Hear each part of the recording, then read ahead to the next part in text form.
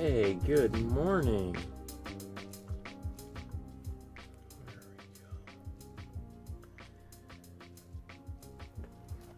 That should be good.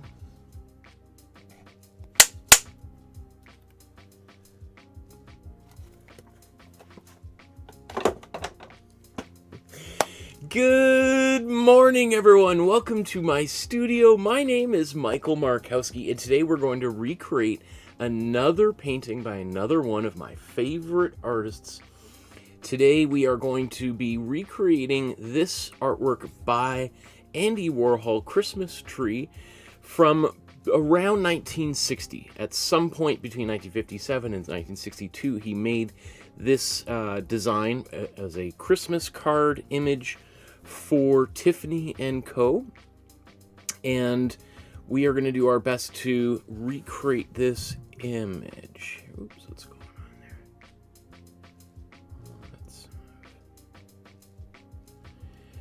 on there? Okay, so the plan for today is we are going to get the image onto the canvas, and then we're going to prime it. I'm going to show you how to do all of this step by step in real time. Then we'll talk briefly about Warhol's biography, really more about these cards themselves, and yeah, there's very little background, so most of the time I'm on the foreground. I mean, I'm hoping I'm going to use some Posca pens for this particular piece here, and I'm expecting that is going to take us maybe, what, 3 hours or so, but that probably means I'll be here till sunset whenever I say it's going to go quick. As always, a reminder to hit the like button, subscribe, and the notification bell so you know when videos like this are happening at unusual times, for me anyway. And certainly if you want to support the channel with a small donation, thank you to those of you that have been supporting the channel for almost 4 years now. You can use PayPal, you could use the YouTube Super Chat while we're doing the live streams, like right now, the live recordings. Or you could send an e-transfer or an old-fashioned check in the mail by contacting me through my email. My email's on my website and on the Facebook group. And if you haven't joined the Facebook group, you got to do that ASAP, because what an incredible community. We'll talk about that here in a moment.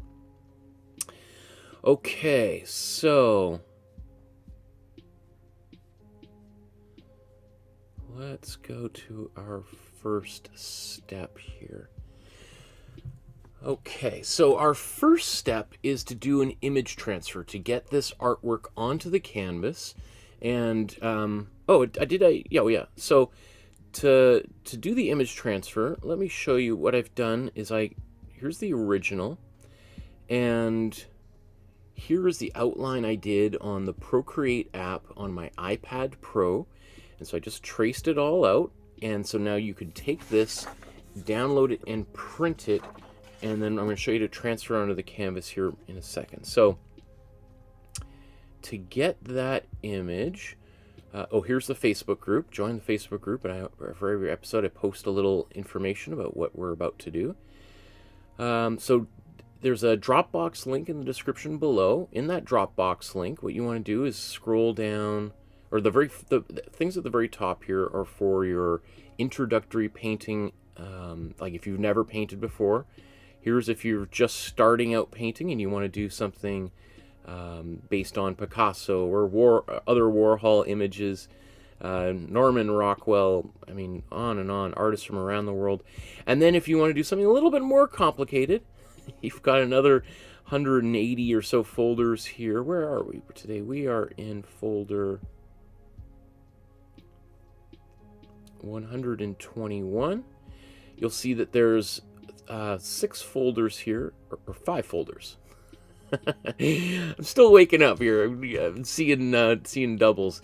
We have this artwork here, which we're about to do. You'll see that there's the original image as well as 2 versions of the template that I drew out. One's in PDF and one's in JPEG, whatever's easier for you to print out. So let's get that step ready here.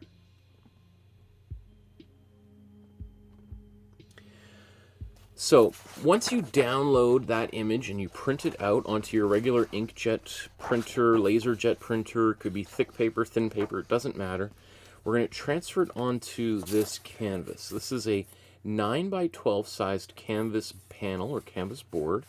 It comes wrapped in plastic. I like this brand. You get them off of Amazon. They come out to about $2 a piece, so you buy them in a set of 12 for like 25 bucks. And then, so I take it out of the plastic, I give it a sanding with 100 grit sandpaper, and it gets some of the texture down of the weave of the canvas. I then apply some white acrylic gesso across the surface, and then I let it dry overnight and then sand it with some 220 grit sandpaper, and I get this gorgeously smooth surface. I just love it. Okay, so let's tape this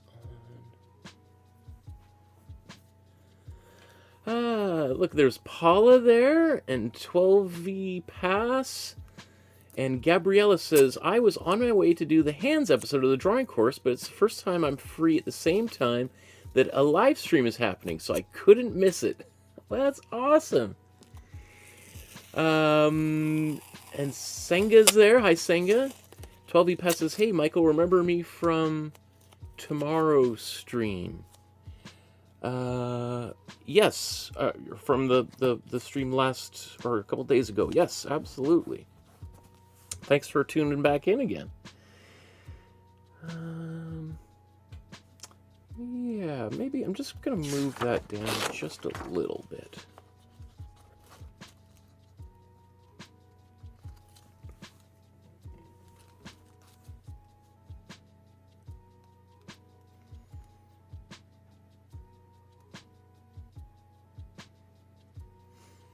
Just gives me a little bit more room at the top for the top of the Christmas tree there. Okay, next I'm going to take some carbon transfer paper. And you can see that, well, this is actually graphite transfer paper. You can buy them in a pack like this of 100 for like 10 bucks on Amazon. You'll never use that whole pack. Give them away to friends and family because you can reuse this over and over and over again. And so one side's a little bit darker than the other. The darker side faces down.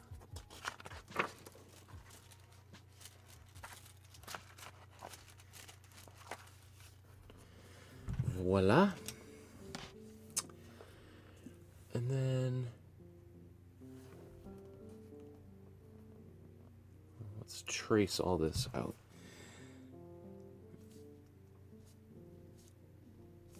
So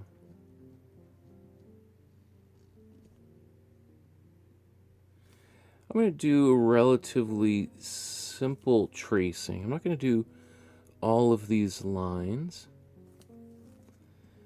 I'm going to do the basic shapes of all these birds and Christmas ornaments. But when it comes to drawing the what do you call these on this type of a tree? Is it those branches, or are they or are those leaves? Never. I have the opposite of green thumbs, so I'm the last person to be able to identify anything botanical.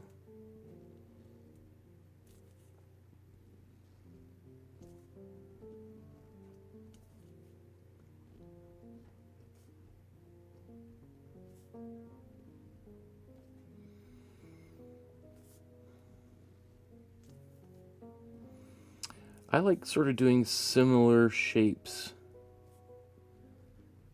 at the same time. And then, so, kind of motoring around here.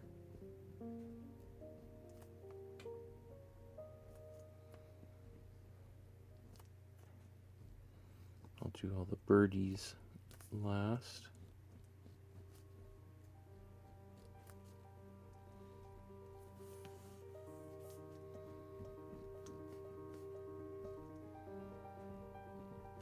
feel like I shrank overnight or something. Why this sweater feels really baggy on me this morning.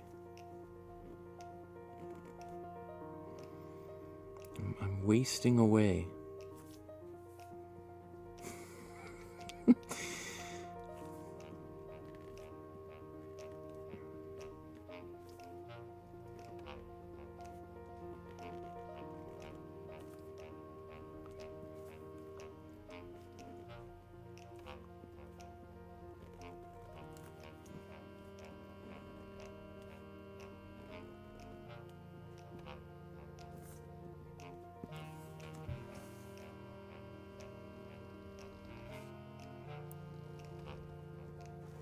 I'm even debating, do I want to do these I was just going to do the stems inside these branches.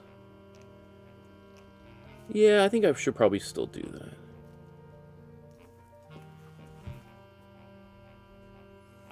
Otherwise, I'll just get a radically different image. Not that there is anything wrong with that.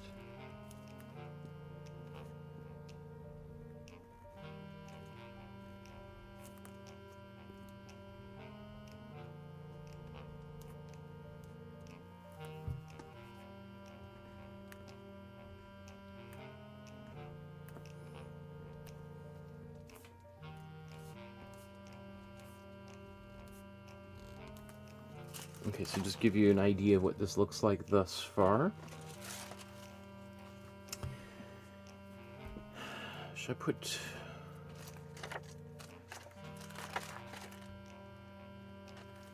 Warhol signature in right now?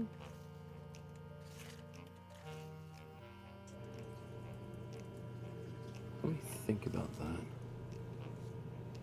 So for all these branches, I'm just going to put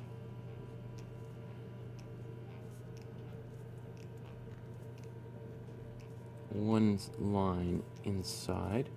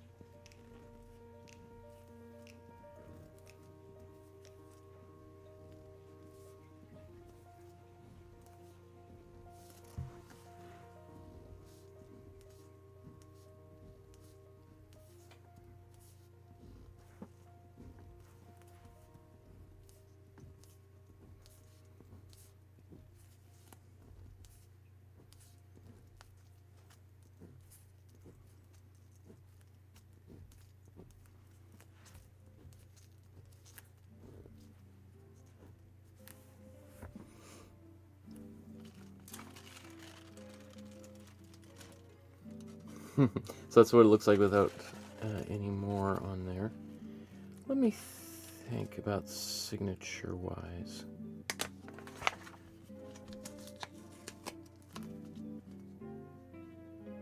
I got a little bit more room here, so I'm just going to move that down a bit.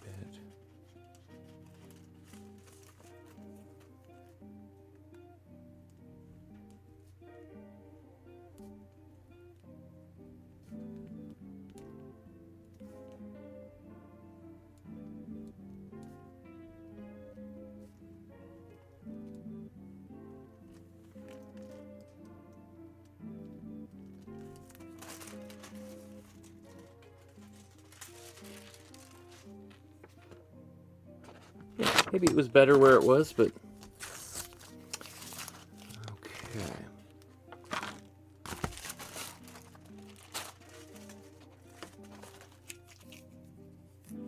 Judith says Christmas trees have needles instead of leaves. Thank you, Judith. That's great.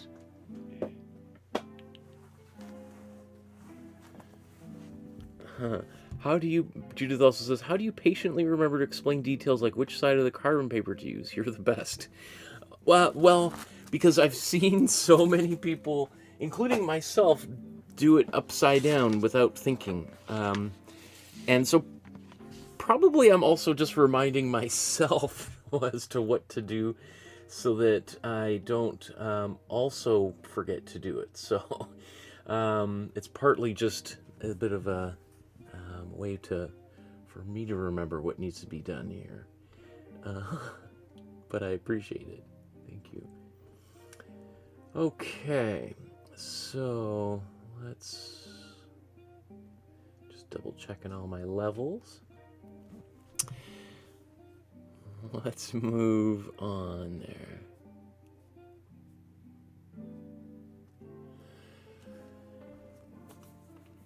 So next, let's talk a little bit about paint. And the first layer of paint that we typically do in a painting is called the Imprimatura. Now, not all artists do this anymore, but certainly in the West for the past 500 years, it's been one of the main steps that an artist would do before really, doing all of the details in artwork. Now, this is a print that Warhol did, and so technically this step, this wouldn't be done in paint at all. I think I'm still going to approach it the way that I always do. So yeah, I'll show you what that method is here. So to begin with, the kinds of paints that we're going to be using here, we're going to be using a palette called the split primary palette. That means essentially you can make about 95–98% of all the visible colors to the human eye anyway, using these 8 tubes of paint. And this is called a split primary palette, meaning we split the so-called primary colors in half into their warm and cool components, because every color's got a temperature, and so it's managing color temperature, which is probably the greatest secret to painting there is, if I could teach you anything today. So we can use 2 yellows, 2 reds, 2 blues, plus white, and we don't even need black because we can make our own black. Now, I will say that I am going to be using some Posca pens today to help with this process. We could paint all this out with tiny little brushes, but that could take some time and it could get a little bit sloppy. It requires a lot of brush control, so I'm just going to use Posca pens to help speed that whole process up. Now, in terms of paint, the paint that we're going to be using is called Amsterdam paint. I'm not sponsored or paid or given any free supplies or anything. I do all of this out of my own pocket and through your support. So thank you once again for supporting the channel over the years here. What is that? Something's fishy. I updated my iPad, and so of course everything's all weird. I'm about to apply this Azo Yellow Deep as my priming layer, or part of the Imprimatura, as it's called. But let me just show you a whole bunch of other paints that you could use instead of Amsterdam, because, again, you could do this with virtually any brand. So this would be my suggestion, what you would use. Let's say if you were to go buy Golden paints, these are the sets. Or Lascaux, or Liquitex, or Winsor & Newton, or M. Graham & Co., or Acrylic, or Buzz, or Holbein, or Daler-Rowney, or Krilla, or Nova Color, or Gwartzmans, or Chromacolor, or Sennelier, Montmartre, Triart, Riotech, Bi-Triart, Natural Earth Paint, Desir's, Dacryl Collegial, Faber-Castell, Stedler, Opus, Acrylicos Valeos, Artist Loft from Michael's Art Supplies, Derwent Academy, Mary's, otherwise known as Shanghai Paint, Fevicryl, but I'm not the biggest fan of Museum Color or Peebo because they put way too much titanium white as a filler into their paint. Amsterdam does the same thing too, but far less. What they do is they add that titanium white to make the paint appear more opaque, but what its side effect is that first of all, we can't make a black with it because everything's just going to look like a light gray, and your colors aren't going to be as intense or saturated as you might like them to be. So, and there could be some of those other ones that may also cause those same sort of problems. It's just that I've used these two personally and have found that they are not up to par.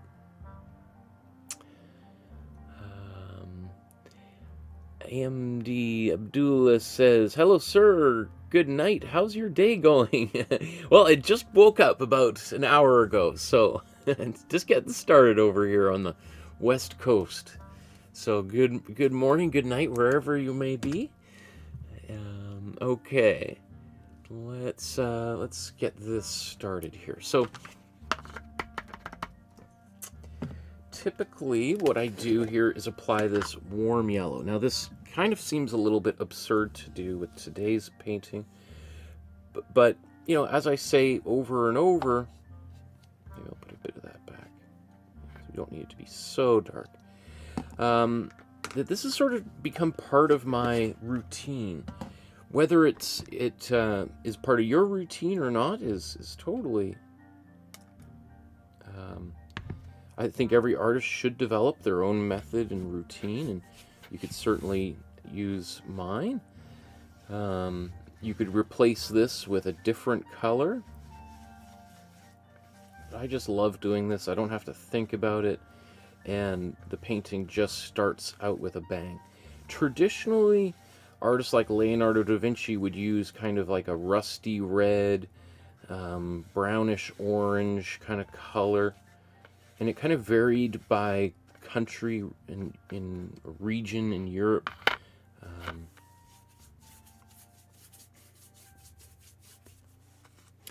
Probably what they were doing is trying to mimic the look of wood, because after all, really this process didn't really begin in earnest until artists started painting on canvas. For thousands of years before, artists would either paint on walls, in a technique known as fresco painting, or they would paint on wood panels. And those wood panels would generally be brown, right? So I think when artists started painting on canvas, they tried to replicate the look of wood to give it that brown middle value. So why am I painting warm yellow when no one really ever used this color? Well, this came out of just experiments in this class where I began by painting brown, and then was like, you know, let's see what a few different colors would do, and then painted some of this warm yellow, and it's like, oh, it's faster because I just have to squeeze paint right out of the tube, and boom, there we go.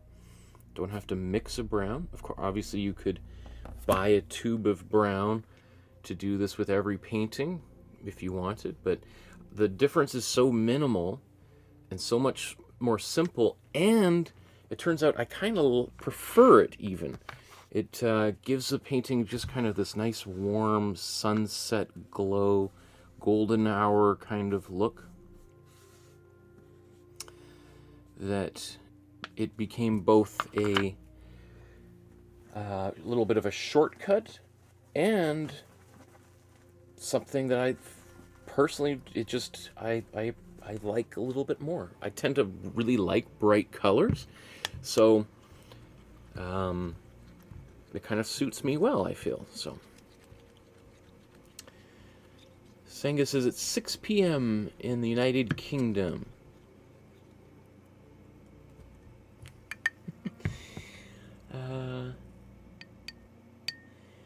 AMD Abdullah says, the place I am from is night. Let's learn the whole night. I'm so excited. That's great. That's so cool. I love to hear that. Let's learn the whole night. I love the enthusiasm. Wow, that's great. Very cool. Okay, I'm gonna blow dry this, and then we're gonna apply another layer of paint over top of this.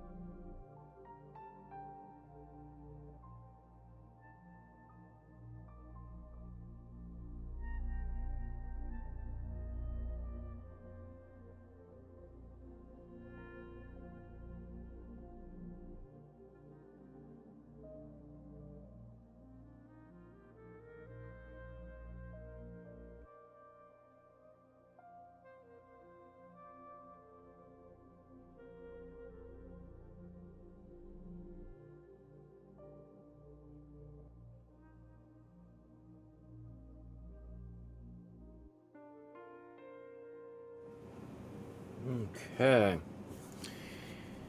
Abdullah says it's midnight in Bangladesh, 12 a.m. Welcome. That blows my mind that you're watching in Bangladesh. That's so cool. 12 passes. It's 11:30 a.m. in India, or p.m. right? Or a.m.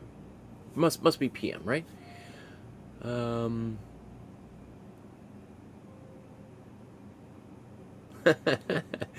A couple of great questions here. 12 Pass says, Michael, when did you start drawing and why?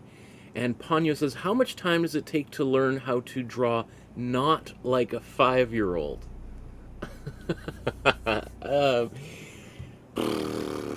Well, I probably started learning to draw when I was a 5-year-old. And I was really passionate about drawing when I was a kid. And part of that was because when I was kind of young, I was at a school, and the school implemented some uniforms, and a bunch of my friends left the school, so I was alone for about 3 years, where I didn't really have a lot of friends.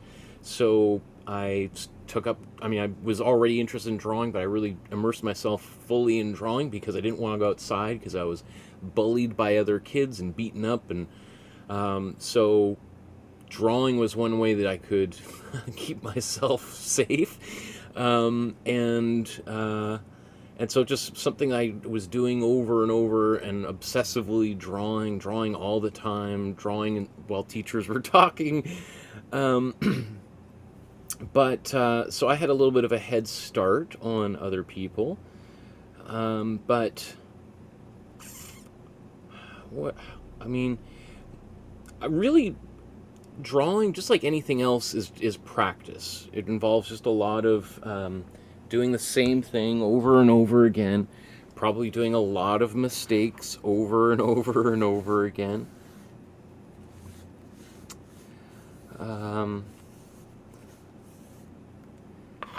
There was a show that I used to watch all the time. Let me bring this up on here.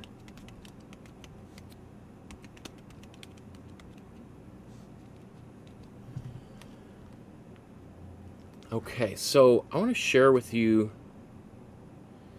this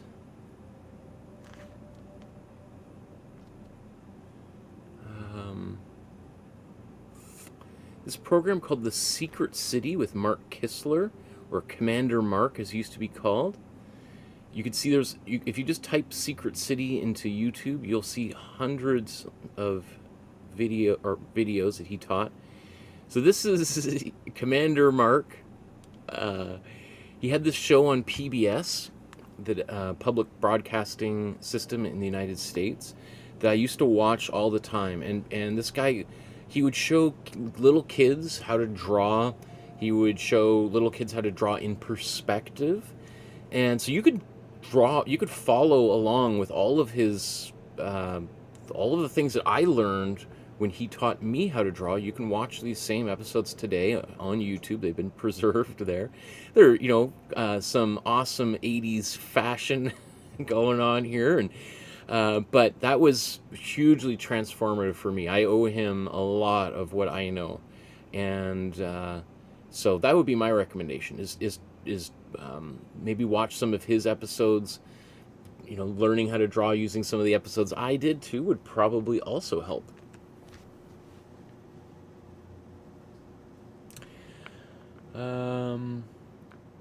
12 passes. It's so relatable. We had the same beginning. My drawing teacher just never believed in my drawing, so she never taught me the basics. But now I'm here learning from the best in the world. Oh, that's so sweet. And thank you, Senga says that was horrible. Well done, Michael. Thanks for sharing with us. Ponyo says, I'm about to start my drawing journey with Michael. I'm going to follow all the videos he's made. I'm just really scared to fail. You know what? That's very common. And you know what? I think it's important to honor that feeling that just like if you start any new activity, the chances of success right out of the gate are extremely low. I mean, sometimes they call it like beginner's luck, where you just somehow manage to do it right from the beginning. But that's very rare. And so just recognizing that the likelihood that you're going to do something perfectly the first time you do it is almost impossible. And being not so hard on yourself during that journey, especially at the beginning. There's lots of other things we can do in life that we can be really hard on ourselves about. But I think art should be a place where you feel a little bit of freedom to fail. That the stakes when it comes to making art are much lower, right? Like if I make this painting right now and it completely falls apart, turns into a disaster, first of all, that's extremely unlikely. And I know it's easy for me to say because I've been doing this for decades, but it's even if something terrible happened and I just, I'm almost done, I spill paint all over it, or, well, I'm sure I would have learned a number of, so let's say literally I spill water or paint right over, like, that would be upsetting and it could ruin this painting.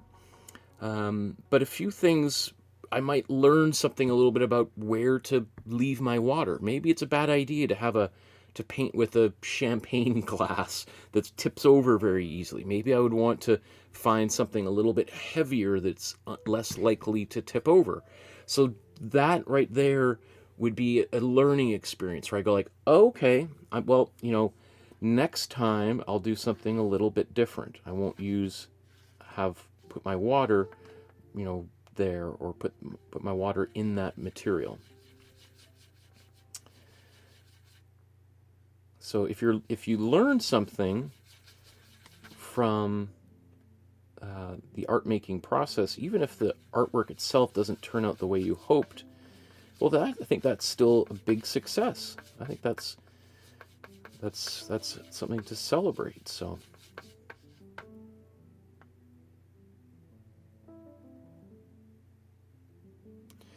what I'm doing here, I'm just mixing together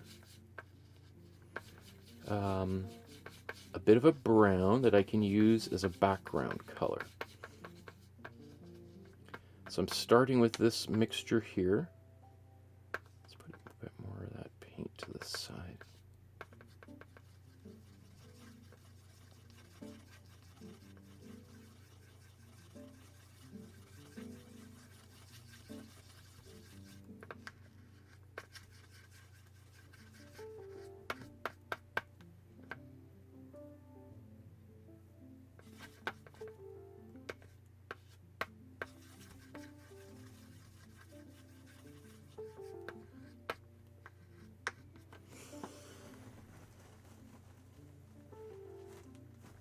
But yeah, I think being afraid of failing is a totally natural fear. Absolutely nothing unusual about that. And I think all artists struggle with that anxiety. I think what the difference is that as you practice more and more, you recognize that the likelihood of failure, while it's always present, becomes less and less likely the more experience you get. And I think even better, if you can get to a place where the idea of failure could be an opportunity, right? Like famously, Bob Ross talks about the happy accident.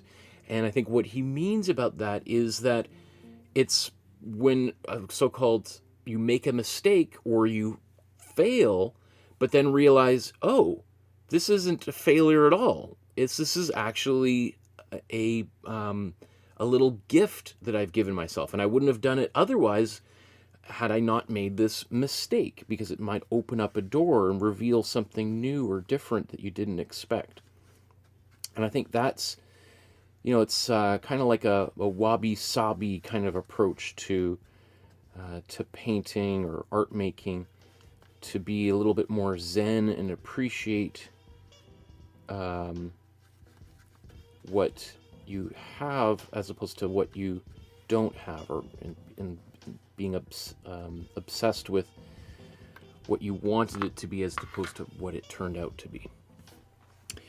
Okay, so I've mixed this color. I'm sort of going for a bit of an off-white, slightly like a old newspaper kind of quality here. I'm going to brush this over the surface. Probably put a little bit too much color in here. Maybe could have been a bit more white. And so we could always do that on top of this too.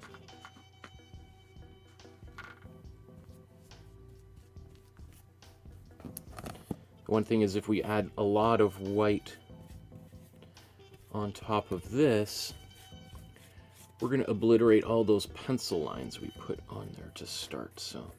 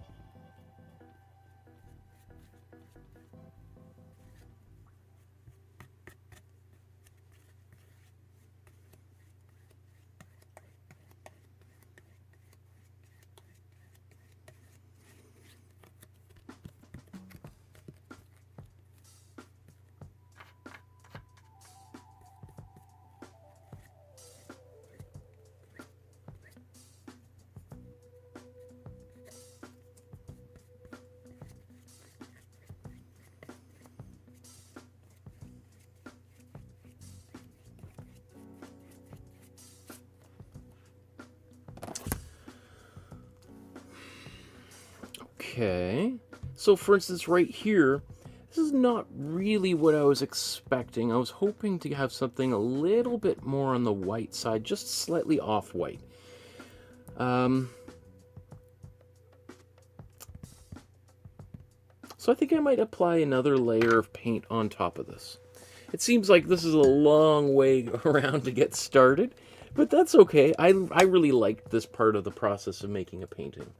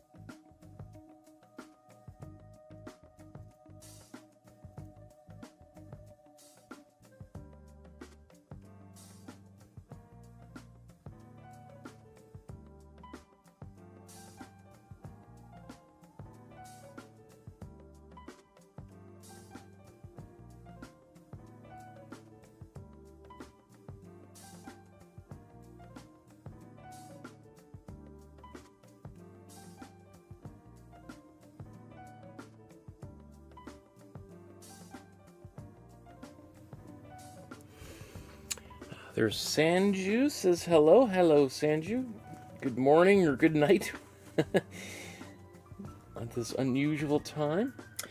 So, yeah, I think I'm going to do another layer of paint on here. I'm going to add some white, a very thin layer of white.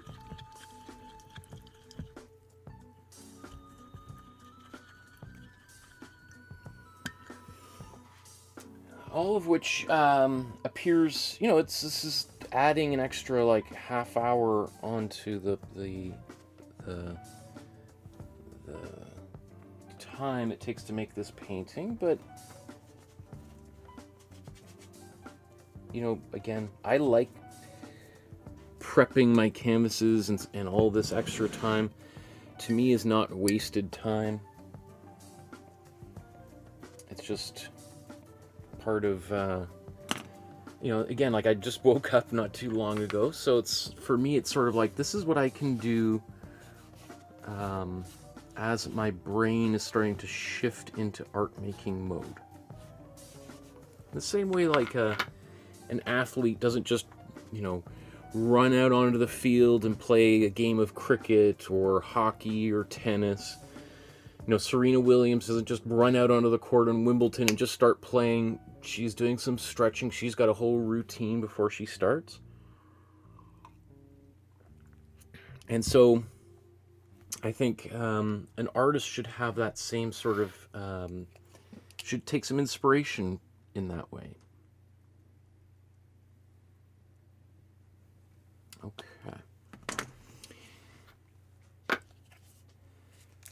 So let's do this again.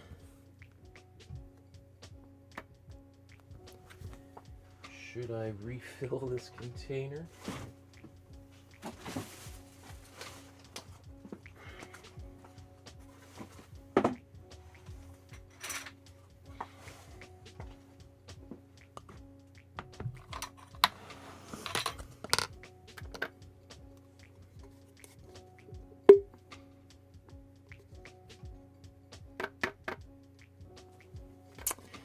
Looks like I will have to.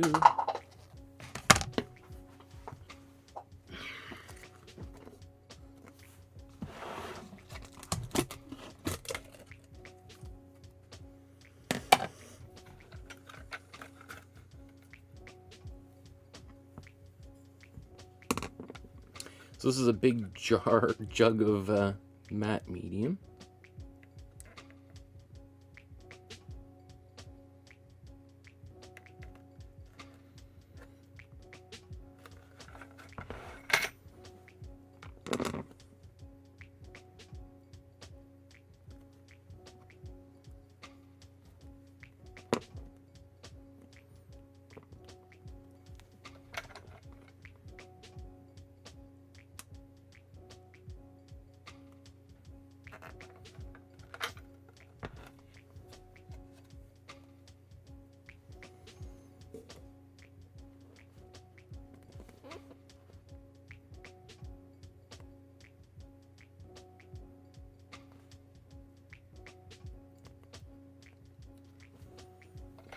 Get away with just a little bit more.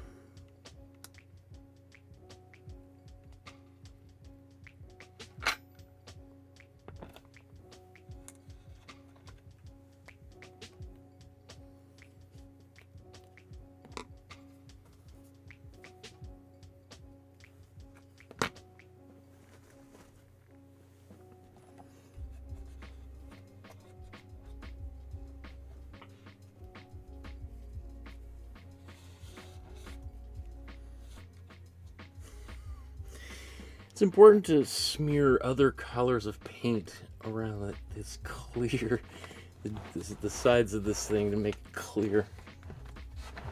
I'm just kidding. You don't want to smear paint around those edges. You can oops. Is that? Oh, this is gonna overflow, isn't it?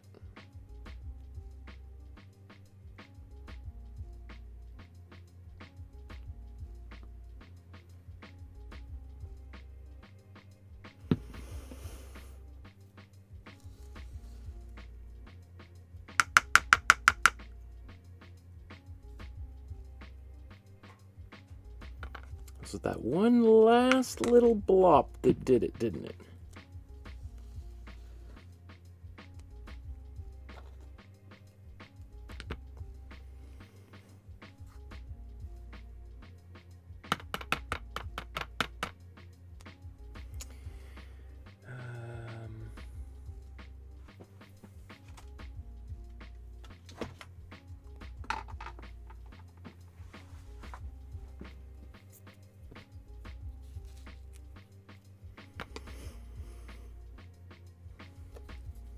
Look at that, it's filled right to the brim there.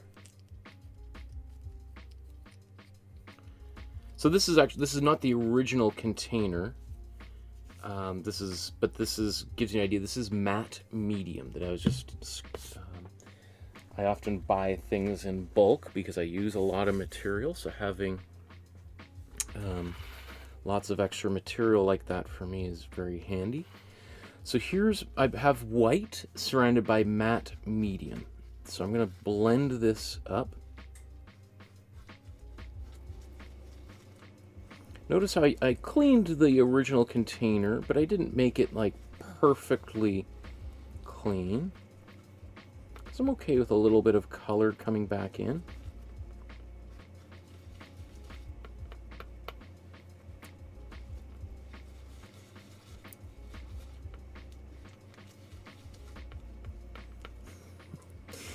This is a long way around just to come up at the very end with a white canvas, but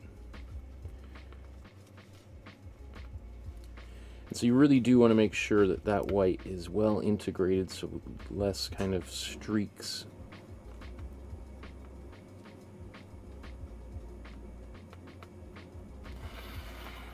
Okay, well, let's see. What have we done here, Michael?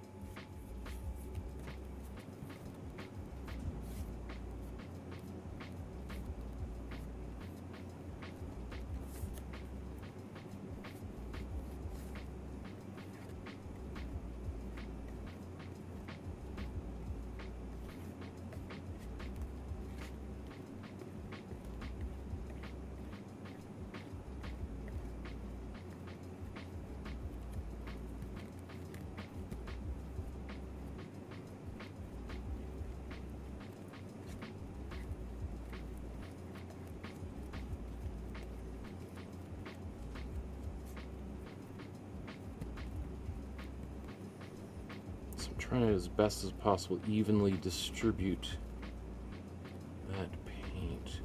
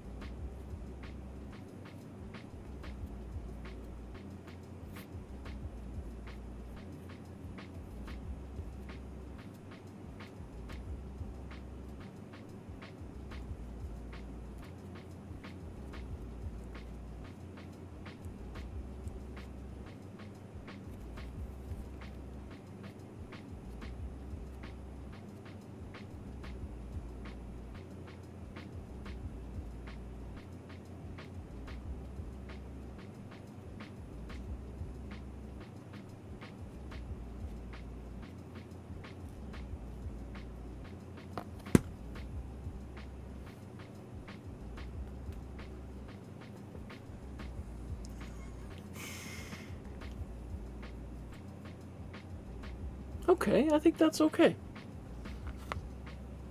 It's, you know, maybe not the, well, yeah, it's not super even, but, you know, I think just considering what we were just talking about in terms of failure, I'll just maybe just leave it like that, just to show that it doesn't have to be perfect.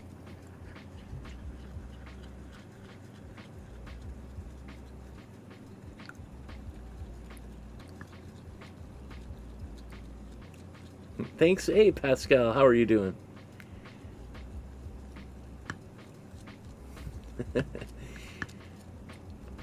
Judith says, what is the ratio you use for matte medium to paint? Well, it varies for sure, depending on how opaque or transparent of a layer you want to make. So in this instance, I wanted to make a fairly transparent layer, so there's probably 4:1 matte medium to acrylic paint. And you could see that's what, because of that white, titanium white is so opaque, so intense that that's what 4:1 looks like. Had I used, let's say, you know, my cool yellow or even my warm blue, you know, it would not look as opaque as this. White is the most opaque of all the colors, even more opaque than black, and therefore it really covers up things. I mean, that's, you know, it makes it really good for painting over things you don't like and you want to restart things. So I'm just going to blow dry this and then we'll move.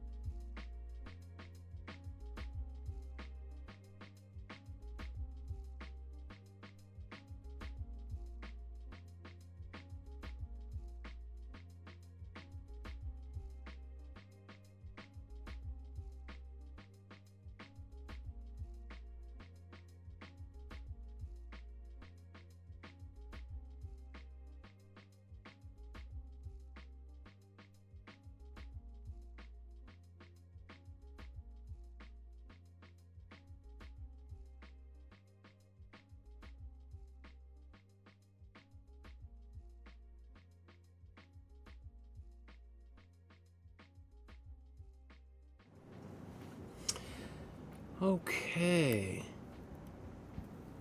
So, you know, it's not perfectly even. There's a few, like this little stripe here where there's a bit of more yellow coming through down here on the bottom.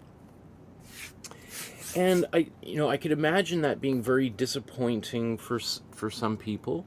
And depending on what you're doing, you may want to, try to fix, well, it'd be hard to fix that. You could apply a super thin layer of paint over top of these areas, but you'd have to be careful that you don't instead end up with, like, now a more opaque white stripe here and there.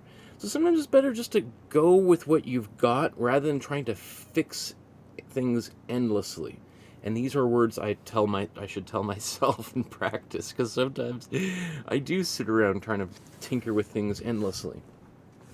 And again, this now just looks almost exactly like a white canvas. A few major differences, though, are that I've got a lot of paint now built up onto this surface, so a much smoother surface to paint on, which is going to make it a lot easier to do details. Now, this painting is not overly detailed, but it will make it easier for me, let's say, to use the Posca pens later. Also, because I actually kind of prefer having a little bit of that, this paint kind of built up that looks maybe a little bit, a little bit patchy, just gives that painting something a little bit strange and unusual that might cause someone looking at it to look a little bit more carefully and be like, what? How did you do that? What am I looking at there? What's going on? And ideally, that's a good thing, that someone is kind of like a little bit mystified and wants to examine a little bit more closely. Whenever I'm in art museums, I'm always looking at paintings from the side and trying to get, the light from different angles, often looking at literally edges of the painting. And just sometimes you could see, like, evidence of, like, I don't know if you could see a little bit of that yellow coming through, right? So someone looking at this might on the side be like, wait a second, what? Why? There's yellow? Oh, there was a yellow layer of paint on underneath all of this. And it's just a little bit like when you go to a restaurant and you have, I don't know, you order what might be like some kind of, you order some dessert and you're eating this chocolate cake and you're like, what is that flavor? What am I gotta have another bite. Can't, well, I'm just gonna finish this off and see if I, and you're like, oh, is that coffee? There's coffee grounds or coffee flavor in this chocolate cake. Interesting. I would never thought of doing that, but it tastes delicious. So it's just giving, I think, a little bit of an extra gift to the viewer. Or that's what I like to tell myself anyway. So also, by this time now, I feel like I'm a lot more mentally tuned into this painting. Wow, Pascal is posting a lot here, answering questions on my behalf. I appreciate that.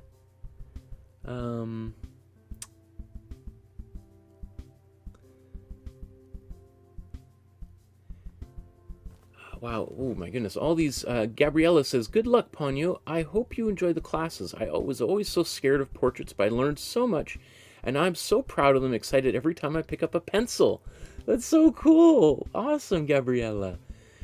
And Senga says, me too, Gabriella. Ponyo, it's a wonderful journey. Ponyo says, thank you, Gabriella. You're so lovely. I really hope I can improve. The hardest part is to pick up a pencil. Hey, I 100% agree. The hardest step is the first step, right? Because just, trying to overcome that fear of failure. I'm like, oh, this is going to be terrible, but I'm just going to try. And then it's like, generally, most of the time, it's like, oh, actually, not so as bad as I thought it was going to be. Okay. Whew.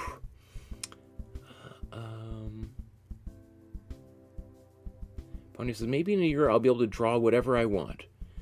Yeah, totally. And I'm sure, but drawing is a lifelong journey. So maybe what you do a year from now isn't the best thing that you're ever going to be able to do, but you're certainly getting better.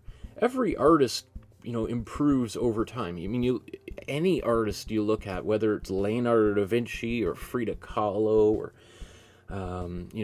they start out just like the rest of us. I don't think, there's literally no difference between you, me, Leonardo da Vinci, Picasso, except more experience, right? More time, more practice, and a lot more failure. Thomas Edison said something along the lines of like, it took me 9,999 failures before I was able to invent the light bulb. So he failed to invent the light bulb, thousands of times until he did it. And he needed to fail over and over and over again in order to perfect the light bulb, right? And had Thomas Edison given up, well, maybe we wouldn't have lights, or maybe we would have Tesla's version of the light bulbs or something, right? Sandra says, I love the soundtrack. Can you remind me the name of the songs? I listen to this music almost like all year.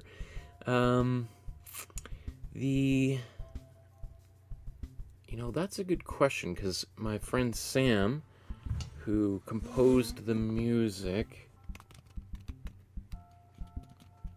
I noticed his website's down. Let me see if we can... Oh, that's not him.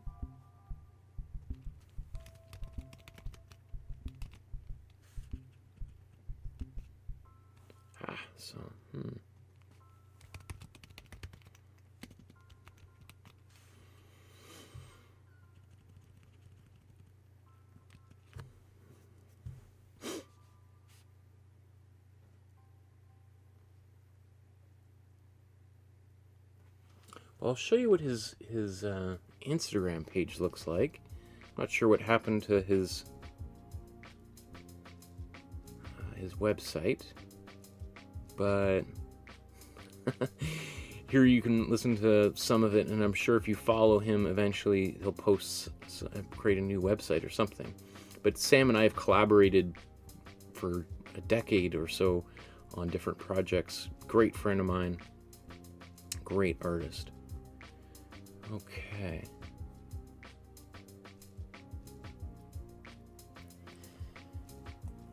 Now that we've got layer after layer after layer of priming paint on the canvas, let's let this dry. Let's talk a little bit about Andy Warhol, and more specifically these Christmas cards that he created. So just as a quick summary here, I'm not going to talk too much about Warhol's biography because we've talked about it many times in the past. But Andy Warhol was born in 1928 and dies in 1987 at the young age of 58 years old. It was a surprise when he died. He wasn't supposed to die that young. It was a complication from surgery that he had. And so Warhol grew up in Pittsburgh, Pennsylvania, a bit of a tough working class town. And when he was... where did all my tabs go? Oh no. Hold on, let me see.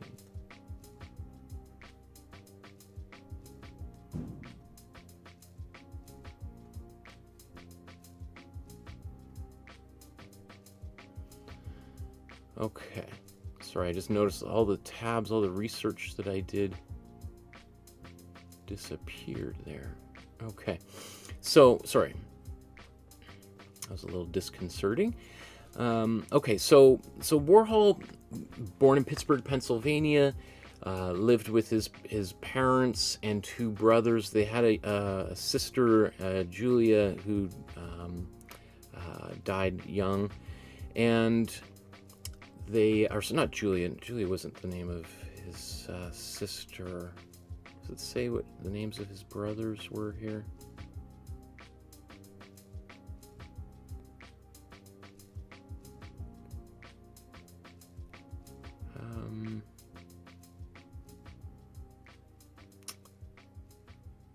Okay, yeah.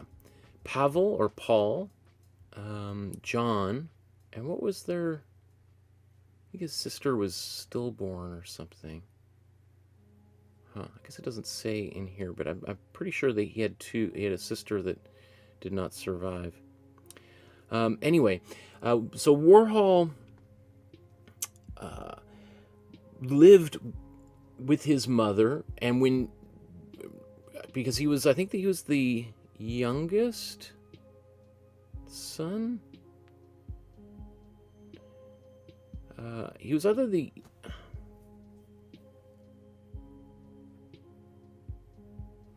Yeah, I think so. Andy Warhol was the youngest of three brothers, or the middle child. I'm not sure, I can't remember exactly sure. But after his father passed away, Warhol became very, very close with his mother. And when Warhol eventually moved to New York to become a graphic designer and illustrator, his mother moved with him to keep him company and to help him like cook and stuff. He came from a very traditional family, this Byzantine Catholic upbringing, which is a very conservative Catholic faith. And Warhol was always a practicing Christian, maybe a little bit more at different times, a little bit more adherent to the traditions of the faith than other times. But so his mother moved to New York with Warhol in 1952 up until her death in 1972. She moved, like the year before she died, she moved back to Pittsburgh, I think into a home there, and passed away soon afterwards. But for that entire time that Warhol was, the most famous artist in the world during the 1960s, he would, maybe stay out late and then go home, and his mother would make him breakfast in the morning and pack him a little bit of lunch when he would go to the factory.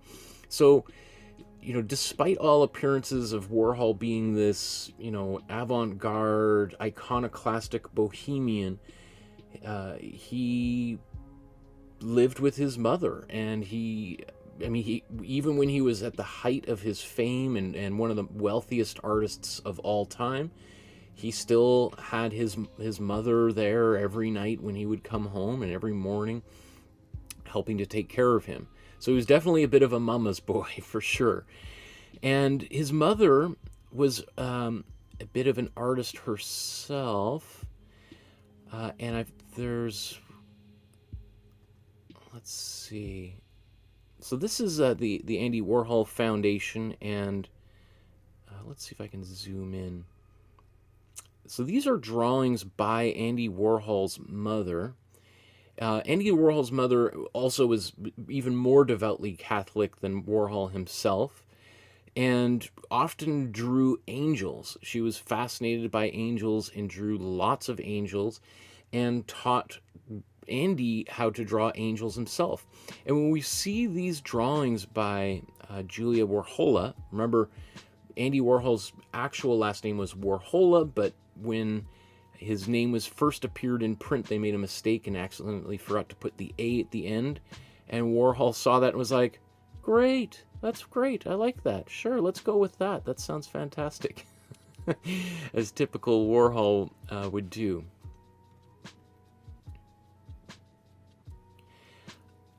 It's not showing up nice and clear on screen here, but here's again another drawing.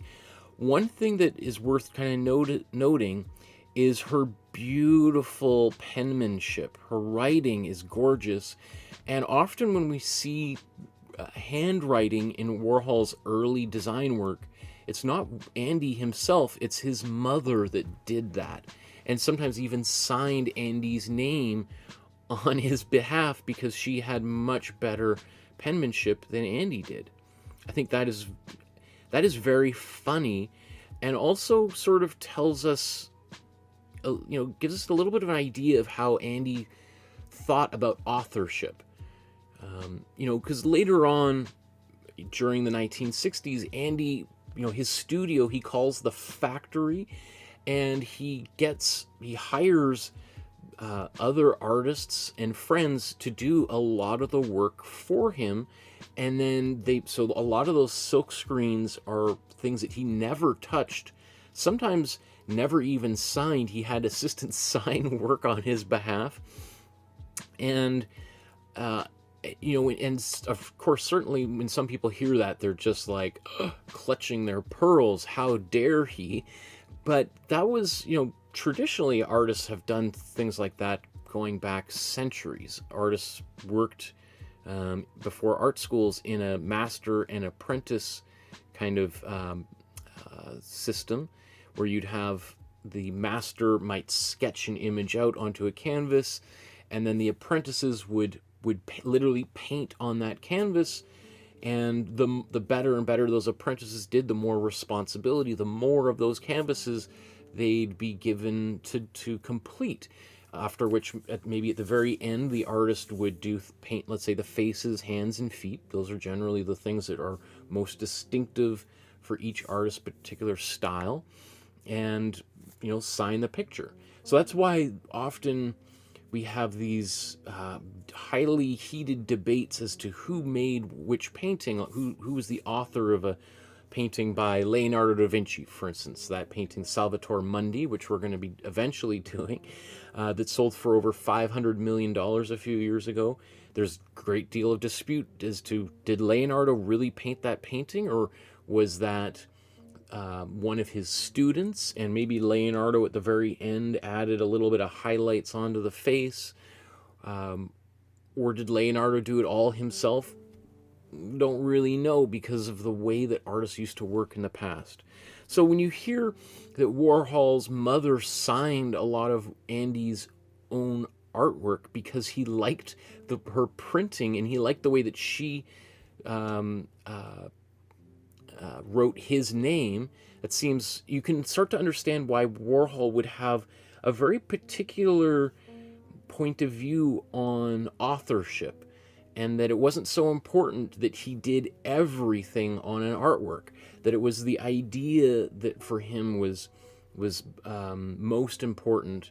And he could, just like, a business person today, it's not like Tim Cook at Apple builds every iPhone that you buy, right? In fact, he probably does very little of even the design work. He might come in and say, you know what I think we need to do is we need to take out the headphone jack, and we're just going to use Bluetooth headphones from now. We're going to make everyone buy Bluetooth headphones, right? That might be the extent of his creative input into that product, and yet he is seen as sort of this important figure in terms of you know of leading the vision for Apple, for instance. Same sort of thing with Elon Musk, and it's not like he's ever probably used a screwdriver to build a single Tesla car or a SpaceX rocket, or Bill Gates. Maybe at the very beginning when he built some computers in his garage, but eventually had other people complete more and more of the work, especially as the work became more and more complex and specialized. So artists have been doing the same sort of thing. So anyway, here we've just got images. You can even see here, this is, oops, and Andy Warhol, like Julia Warhola signed these works. Instead of Julia Warhola, she signed it as Andy Warhol's mother, which I think is very funny. That is like, that's, that's hilarious. Okay, what else do I want to make mention of?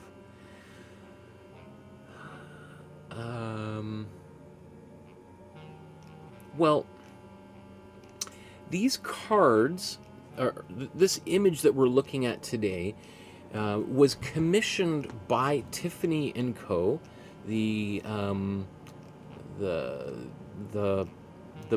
fashion brand that has been around for over a century, to create a line of Christmas cards that they could give to their employees and their preferred customers. And Warhol, during the 1950s, had become a very famous graphic designer. And so it wasn't a stretch for them to ask Andy, who probably was, by this point in like mid-1950s, the most sought-after designer in all of New York City. Warhol was at one point listed as, in the 1950s, as I think like one of the, like, you know, they do these rankings, like the top 50 people under 30 in Toronto or Beijing. They did something like that in New York, and Warhol was listed as one of the top 30 or 50 or 20, whatever the number was, young professionals in New York City. And this is before the soup cans and the paintings, when Andy was considered a designer and illustrator, you know, just under a decade before he made that transition into fine art. And I think that's something maybe most people who look at Warhol's work today don't know, but that was certainly very well known amongst his contemporaries in the art world in New York at the time. In fact, there was a lot of resentment towards Warhol because he had become financially independent and very successful as a designer. When Andy said to himself, oh, you know what, I'm going to transition from making designs for Tiffany, and I'm going to start making paintings. All these other artists were like, are you kidding me? It's not that easy. You gotta put in your dues. You gotta paint for 20 years in obscurity, you know, living hand to mouth, being a starving artist before you can even hope to sell a single painting. And Warhol's just like, oh, maybe that's the way you gotta do it, but, you know, I've made my money as a designer. I've got a really nice apartment in New York City, and my mother's there making me breakfast every morning, and I want to make paintings now. So I'm going to make paintings. And that just made people so angry. People like Jackson Pollock and Mark Rothko and Willem de Kooning, the generation of abstract expressionists that preceded Andy Warhol, and the pop artists who themselves were, like, you know, toiled in obscurity for decades, until in their maybe mid-40s or 50s or 60s, finally started getting some recognition. that was just, oh, made them so angry. Amongst pretty much everything Warhol did upset the previous generation. We're going to do this painting in an upcoming episode, and we're going to do it in the traditional way that Warhol did with the ink blot technique. I was contemplating doing it for this episode as well, but decided to try to do something just a little bit simpler so we don't get just so that maybe not everybody wants to do the blot technique, that they've got one version of his work from the 50s as a painting and one we'll do here with the ink blot technique. So obviously Tiffany, you know, owns the rights to these images and continues to produce posters and plates and Christmas ornaments and Christmas cards over and over and over again.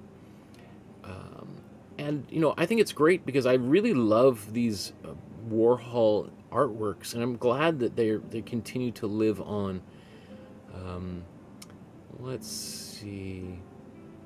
Warhol himself also made Christmas cards for his friends throughout his life. Very simple Christmas cards, often hand-drawn, even before and after his collaboration with Tiffany's.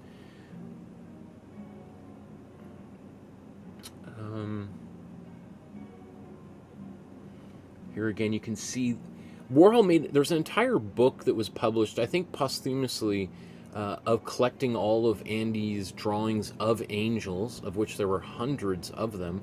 But you can really see how, you know, inspired, you know, if we go back to some of these illustrations of angels that Andy's mother made. Actually, I think the other one's a little bit better. Well, we just see like how that same sort of appreciation for angels was adopted by her son. I just love the simplicity of these images. And it goes to show, you know, people will talk about like Warhol being this, you know, talentless hack who was copying images. Warhol was very talented and was an exceptional illustrator and drawer years before he even attempted to make his first so-called fine art painting. And so it's just a good reminder that this guy had a really solid foundation, and that his decision to later trace a lot of images and project them and reproduce and steal images from other artists was a decision that he didn't necessarily need to make, that it was a conceptual choice, that he could have drawn all that out, but there was something about tracing that he really gravitated towards.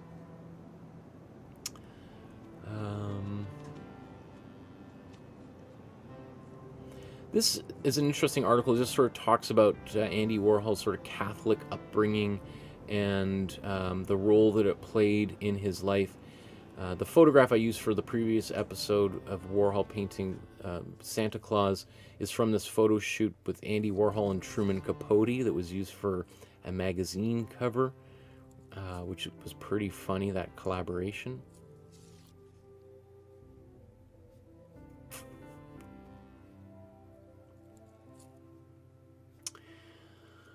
Okay, I think it's time to just get painting here, because we've talked endlessly about Warhol in the past, so I think we can move forward. So, one thing I'm thinking about doing here is making a little border. Should I do that now? As a background? Yeah, maybe let's do that now. Okay. So what I want to do, I want to put a little red border going all the way around this painting.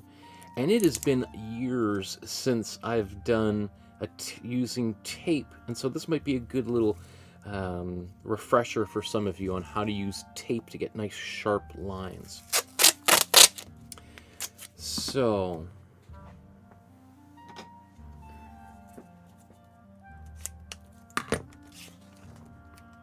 to do this,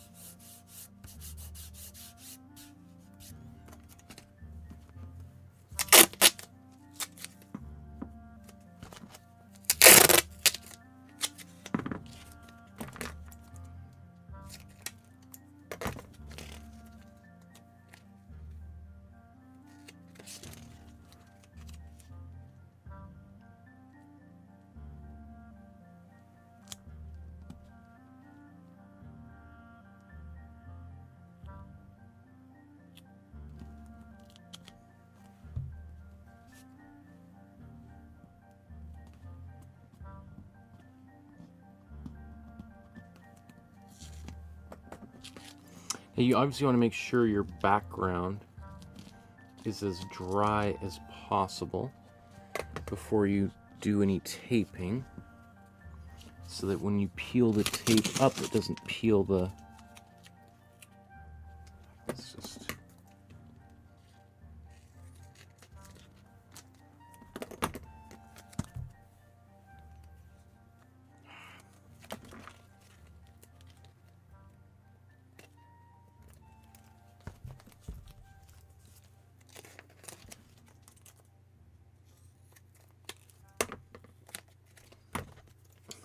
What is with these scissors? I think I gotta get a new pair of scissors, or just clean these probably would do the trick.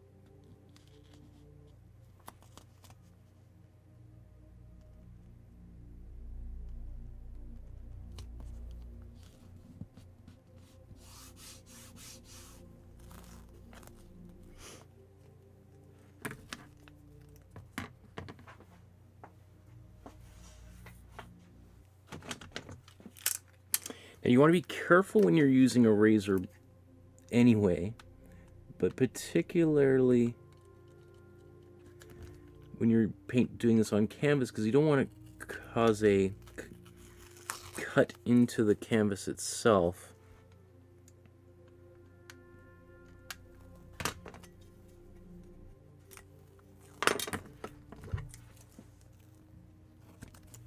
Oh my goodness, where did that, from my sleeve perhaps? Ah! Okay.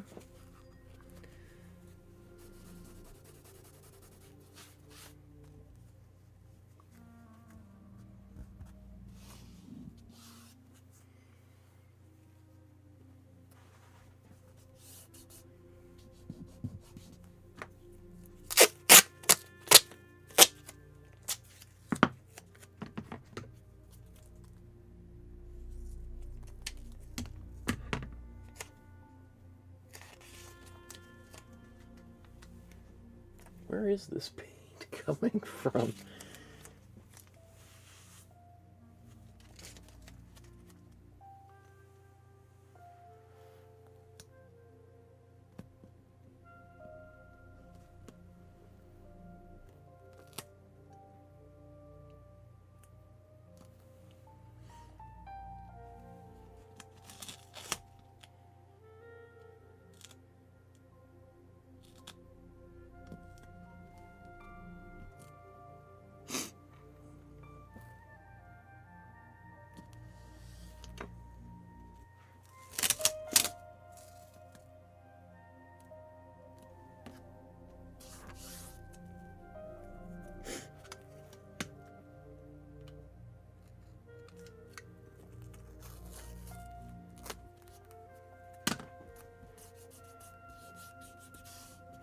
Okay. It's pretty good. Maybe not perfect. But as my grandfather used to say, good enough for government work, right? Okay. So once I've got that tape on here, I'm just going to go around these edges with my fingernail.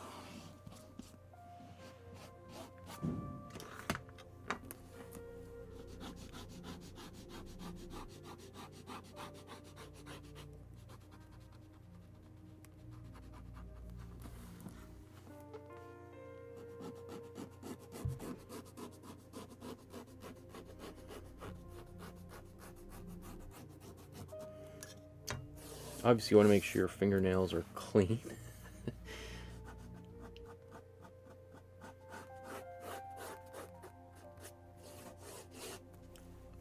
Also, technically, if one side had to be a little bit wider than the other, you'd probably want that bottom one to be. I think there's a little bit more room on the right than there is elsewhere, but very, very small detail. Okay. So, oh, here I've got a little bit of, so what I want to do now is, remember, this is my matte medium from earlier. I'm going to take a little bit of clear medium, and I'm going to paint this along these edges. And I want to do my best to paint away from the tape, so that I'm going to create a little bit of a barrier to help prevent paint from sneaking out underneath the tape, or yeah, sneaking underneath the tape here.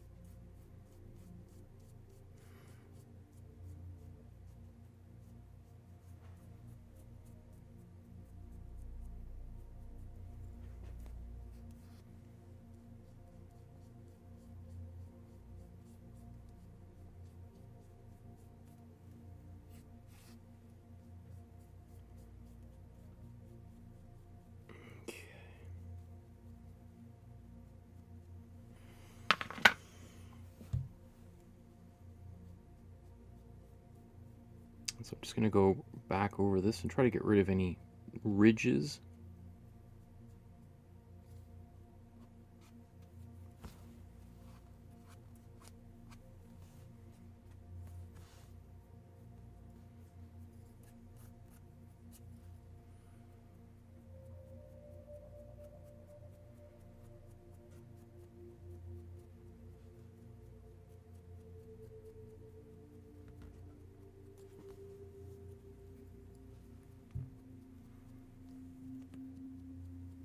Okay.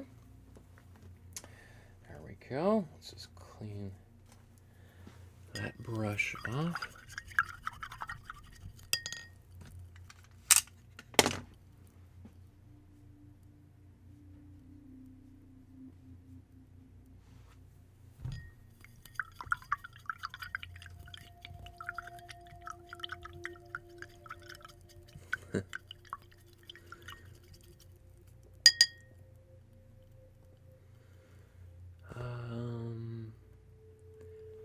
Yes, I'm always open for suggestions for future artworks.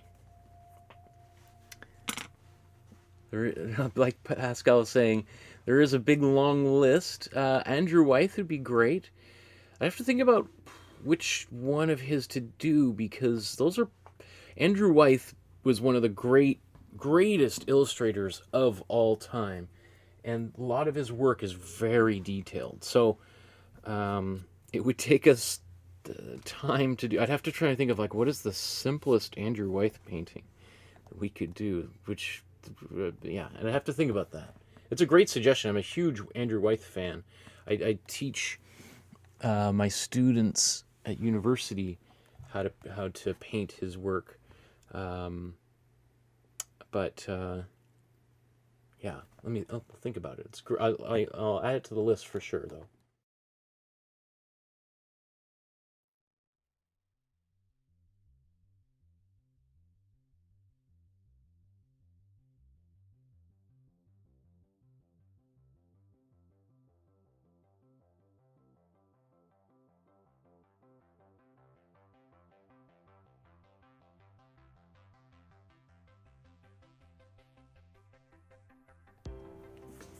Okay, so I just blow dried that. It doesn't have to be bone dry.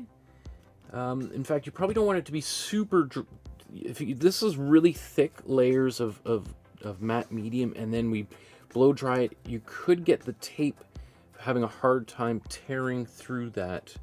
So I don't want to have it, you know, I want to be able to get that tape off nice and cleanly.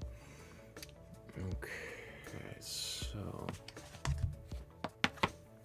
let's take some warm red here.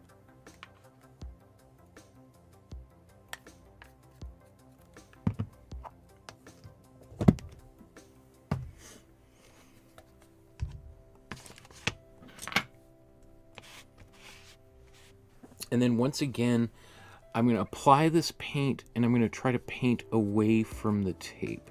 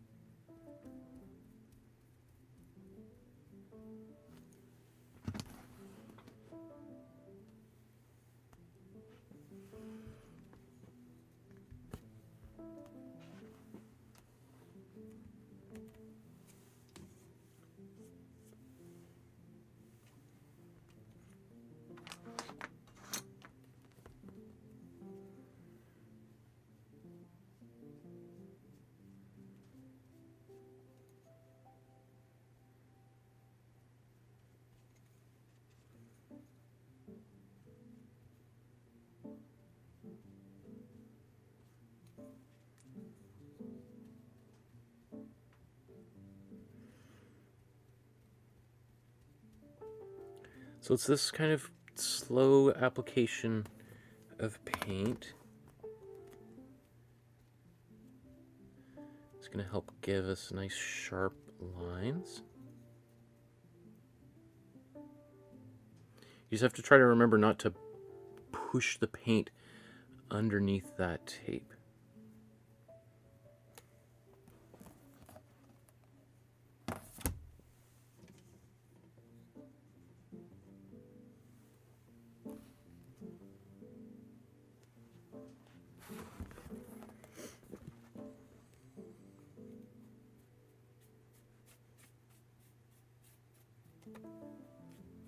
So I'm just going to kind of clean up the sides. I'm not going to paint completely hiding everything that was there, because I kind of want, again, people to see a little bit of some clues as to what was there previously.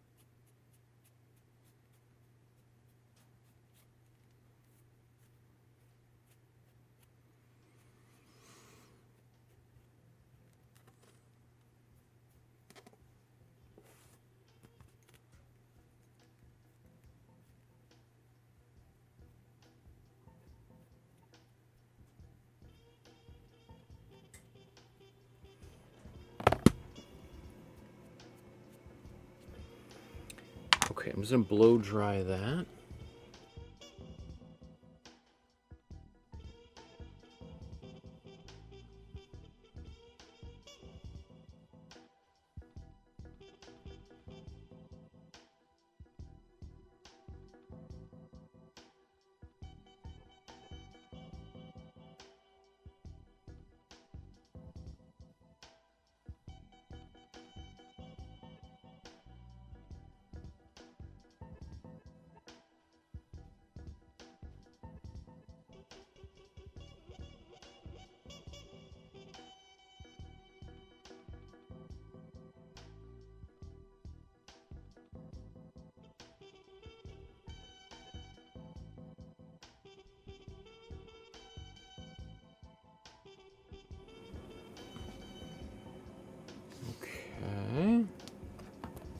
I'm just going to now go back over just quickly giving a second coat just to make this red less transparent.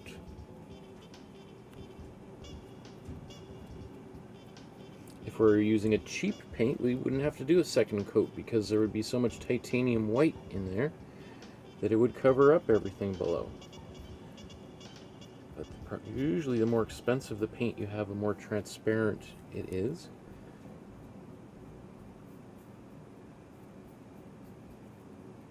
Well, not always, often the case, I should say.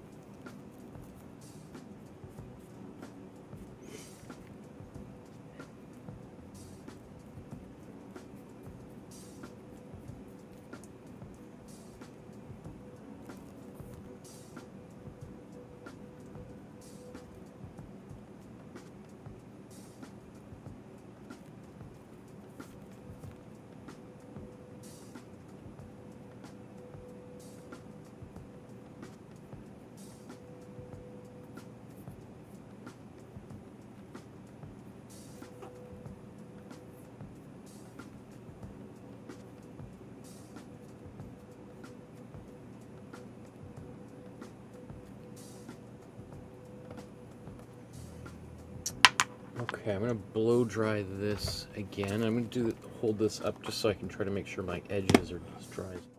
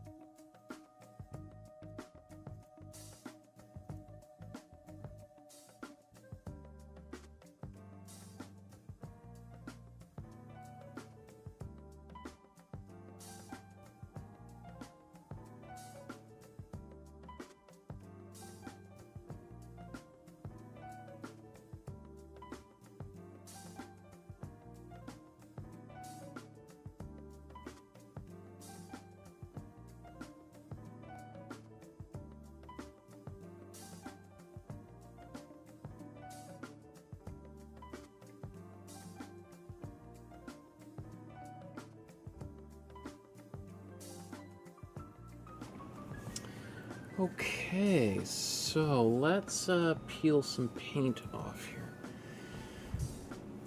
Make sure my fingers are clean so I don't get any paint anywhere else.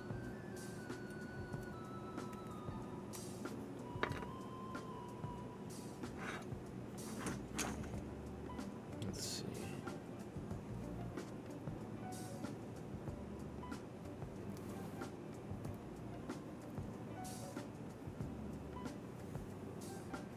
So prevent my sleeve from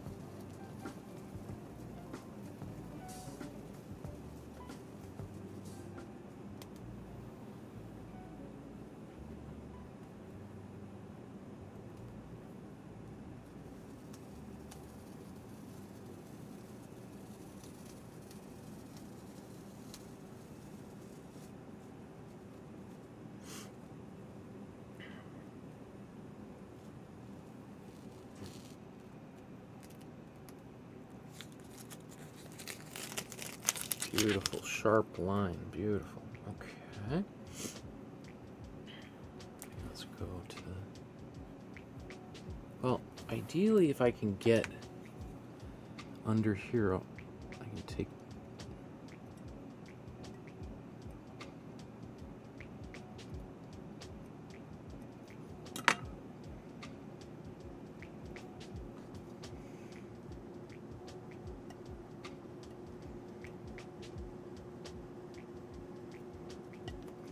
It's been a while since I've done this. Usually I make a point of folding a little tab of tape over so that I have a easy way to find the edge to peel from.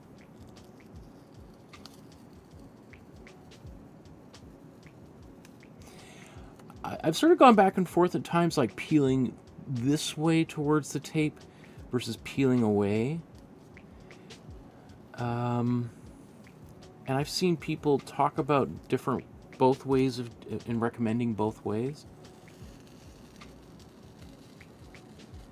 And if you're probably watching an older video, I've probably said, don't do it this way, you're going to ruin things. And here but I think whatever way is working for you, if it's working for you, keep on doing it. Right, like here, let's do the opposite. Let's go tear. Instead of pulling away, let's pull over that edge. You know what? That's... I was going to say maybe it was causing a little bit of tearing of the... That doesn't seem to be that bad.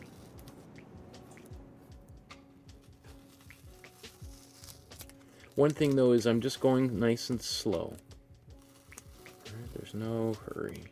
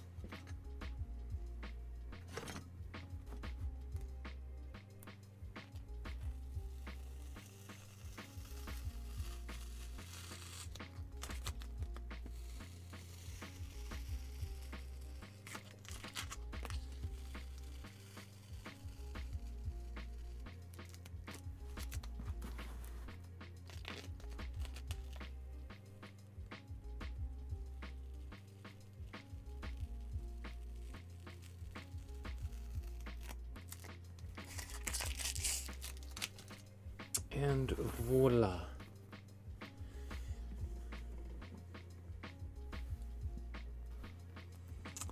A nice, super sharp edge. Only one little area, maybe down there. Usually I find the most difficult parts are the corners where tape has kind of overlapped. But that's the wabi-sabi, right? Accepting life's imperfections. I'm just going to blow dry this again now because it's likely that maybe a little bit right where that edge could be still a little bit wet. So I'm just going to blow dry that and then we're going to move on.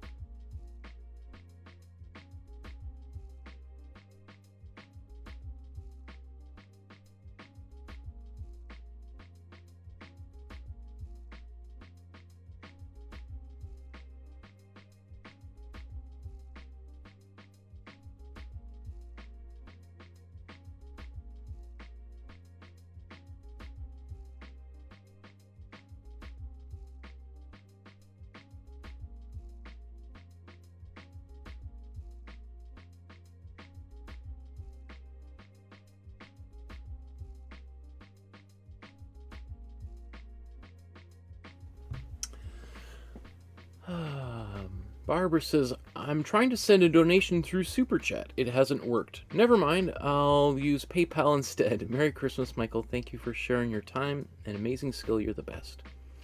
Oh, thank you, Barbara, and thanks for your donation. And Pascal says, I second that. Thanks, Michael. You guys are so sweet.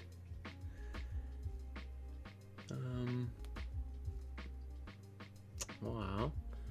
Pascaline says, the magpie of Claude Monet. The magpie? Claude Monet's magpie? I'm not sure I know what that one is. I'll look that up here. I do, I'm kind of running slower than I anticipated at this moment, but that's cool. Like, so that little bit of that red sharp edge is going to give this painting, it's literally a frame, right? It's going to help kind of, like a frame just elevates anything. You could do this to any painting you made. You could do this as you get started, like I'm doing, or maybe at the end you're like, kind of a little bit ugly around the edges. Put a frame on it, right? And all of a sudden it's going to look better. So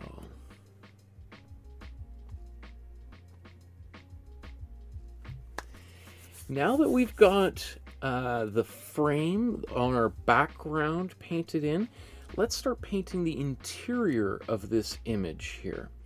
So I think probably the things I'm going to be doing mostly is just painting the colors inside, like the stars and the birds and the Christmas ornaments, because afterwards we're going to outline all of that with a Posca pen.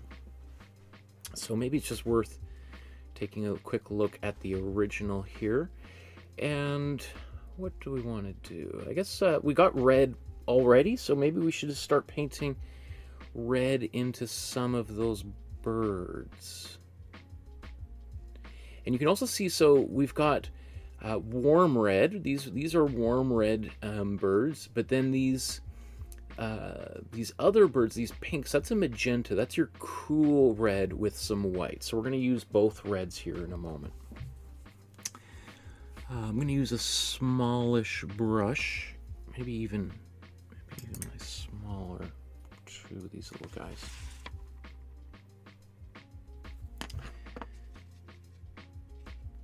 So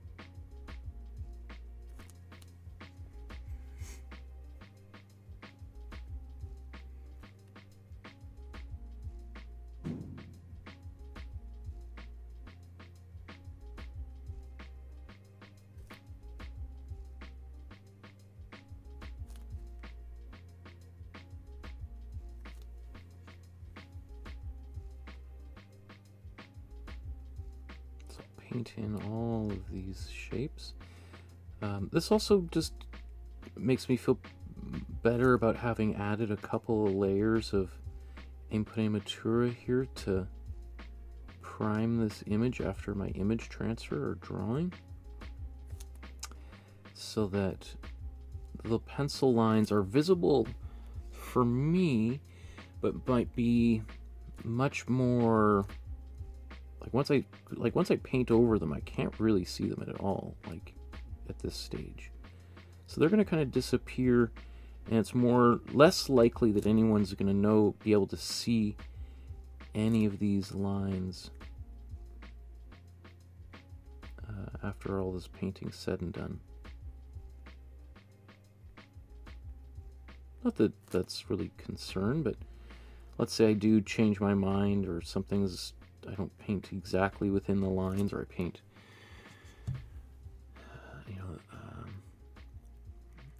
that it's unlikely that it's going to even be visible.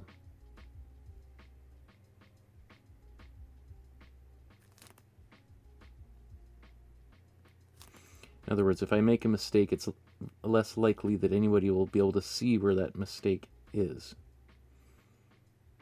Because, they say paint within the lines or whatever, you won't be able to tell where the lines were, so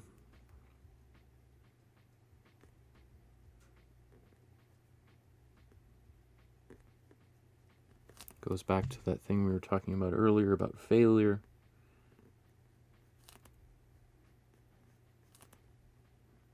This will help make it easier. You might feel like you did do a good job because you didn't paint within the lines, but no one will be able to see the lines, so they'll wonder why you're talking about having failed. Like, it looks great. Enough with this failure talk. You did great.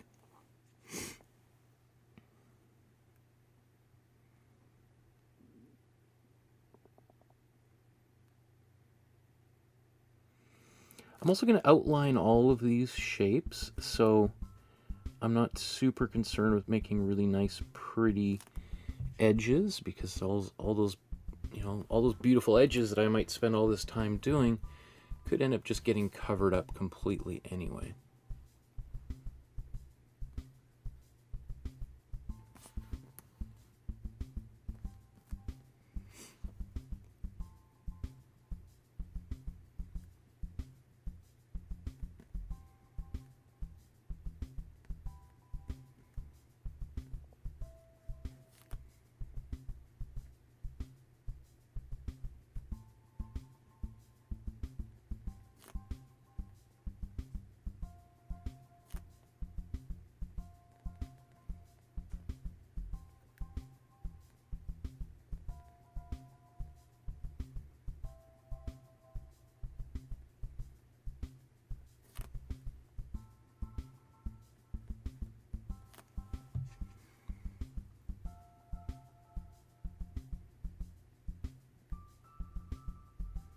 In Warhol, there's a few different versions of this print out there with different colors as well. So if you're like, I don't have that enough for that red, or I don't like that red, I want my birds to be purple, all of them. Well, then paint them all purple. Nothing's stopping you. You just may want to keep an eye out for the paint police, because they're always hanging around, just waiting to burst in and haul you away.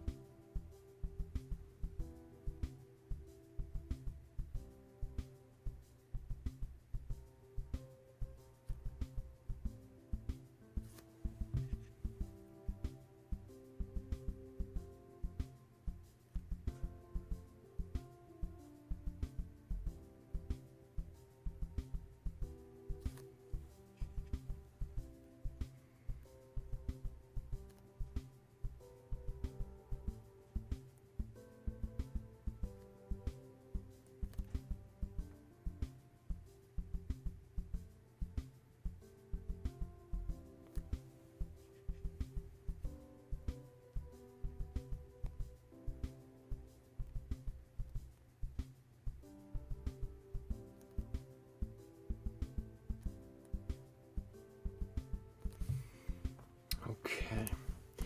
Now they might be a bit transparent,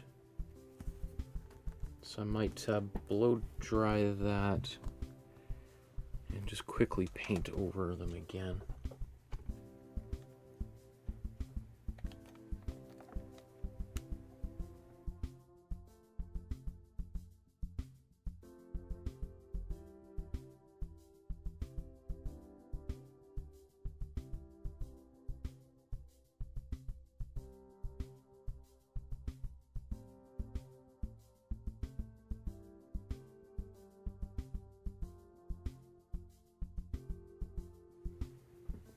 Oops, thought I was.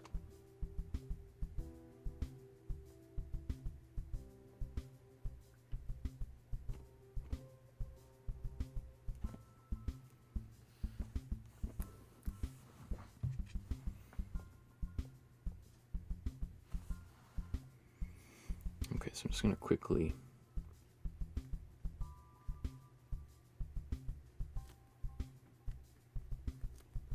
paint a few of these little red areas where it was a little bit more transparent.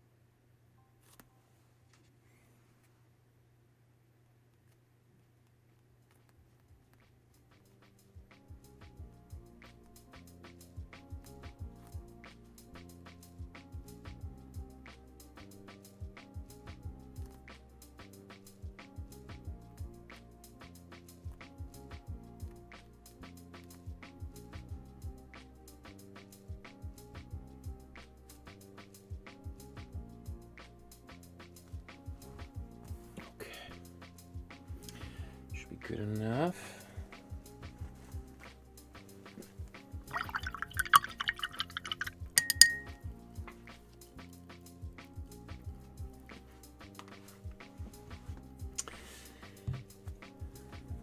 Clean up this brush so it doesn't dry out.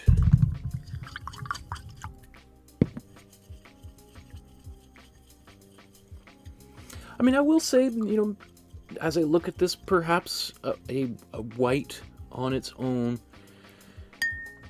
might have probably looked pretty cool. I mean, that's certainly the way that he did that. It's printed on a white piece of paper, so mine's going to look far more, you know, subdued, or a little, or not far more, but just look a little bit more subdued color-wise. It might make it look a little bit older, like as if the paper's kind of yellowed a little bit. Which could be a good thing, could be a bad thing. We'll find out. Stay tuned. You never know. Okay. Let's take some cool red now. Oops.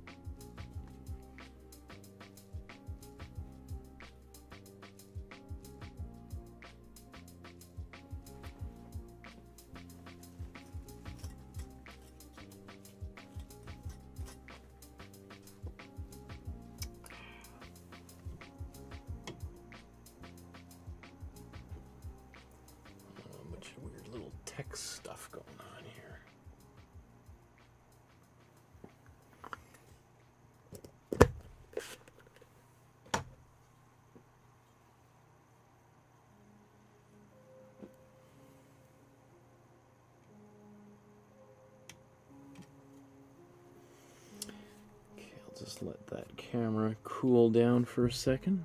Kind of overheated, so maybe while that's going, let me see, what other colors do I need to get on here?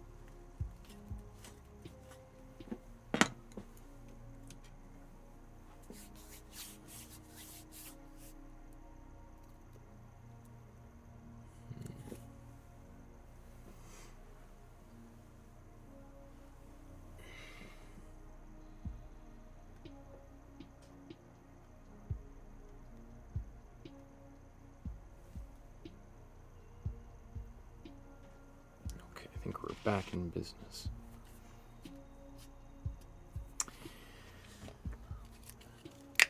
Okay, so let's put a bit of white on here. Let's paint the pink. So we'll take, let's put these side by side. So that's a pretty electric pink. Let's see how close we can get to that. Some white.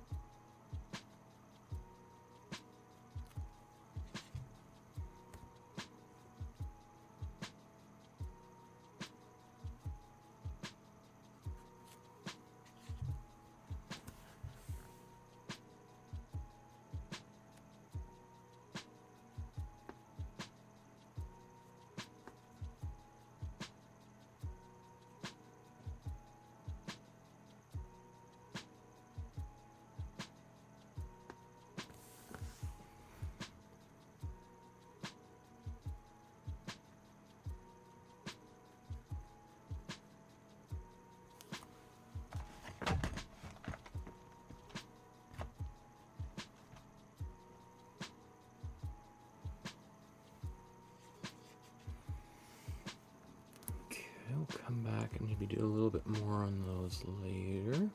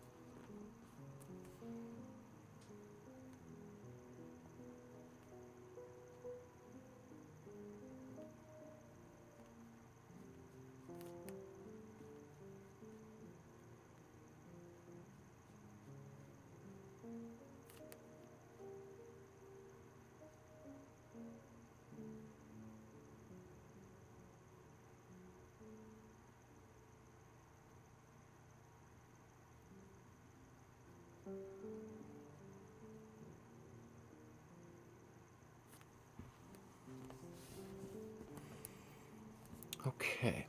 I'm just going to give a quick blow dry to this.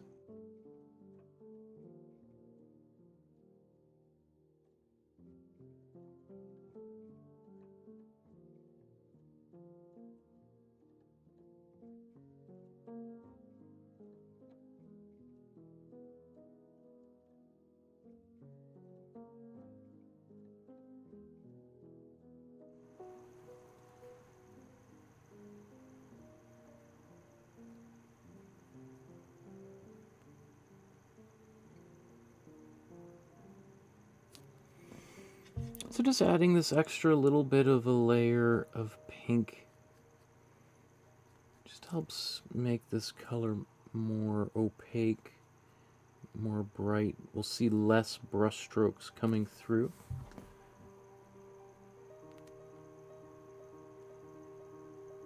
And you might say, well, I thought you added white to it.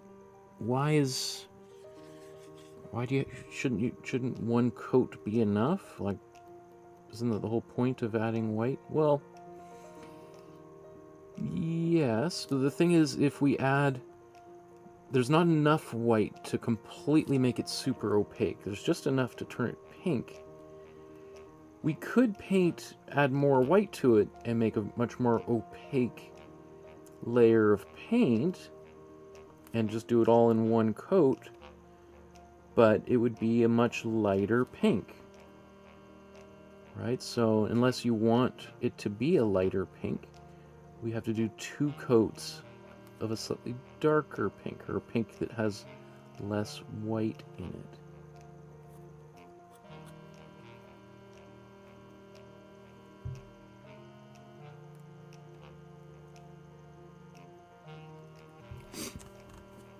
Oh, I guess I wasn't on camera that whole time.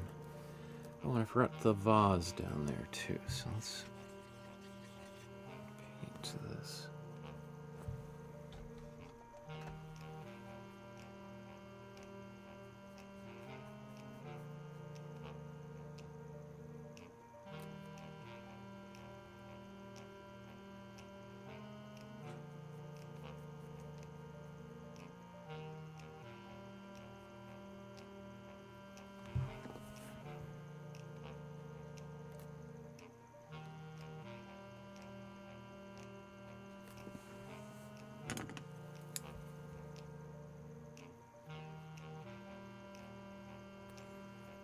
So in that little space, there was a lot of little finicky brush strokes.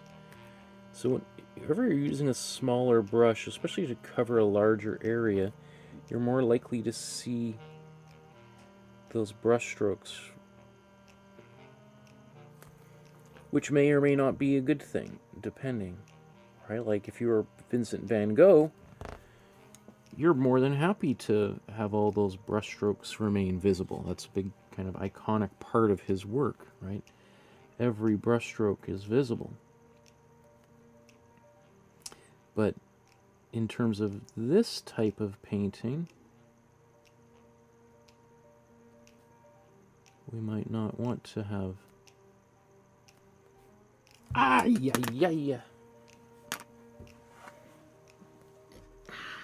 Smeared that paint with my hands. Get a nice clean cloth.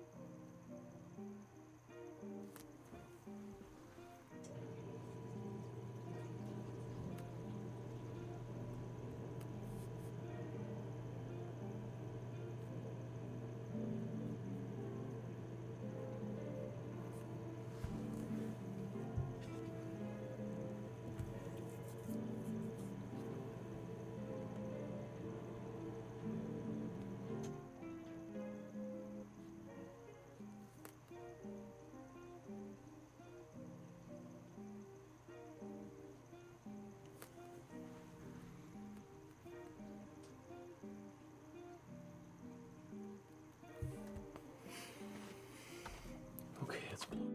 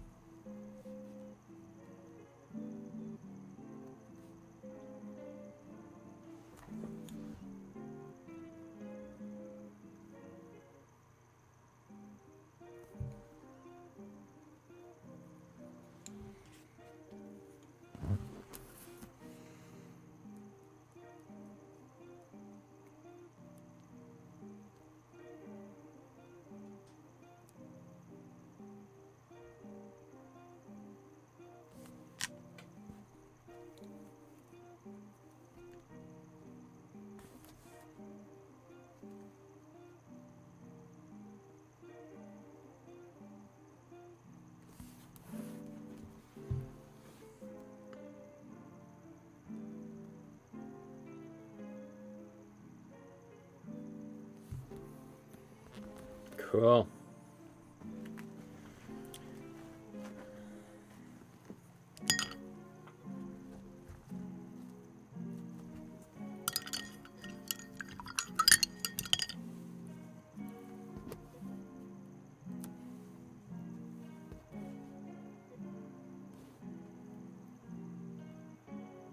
What is going on here?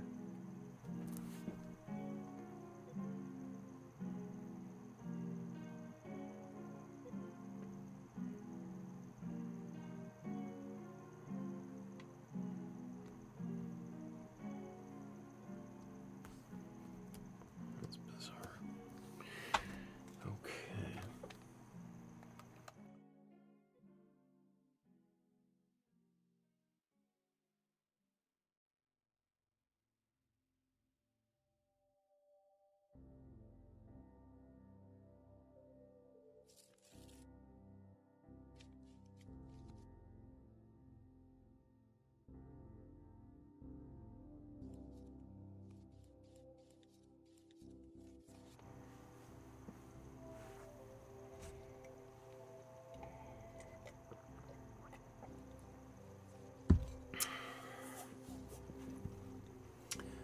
What's the next color?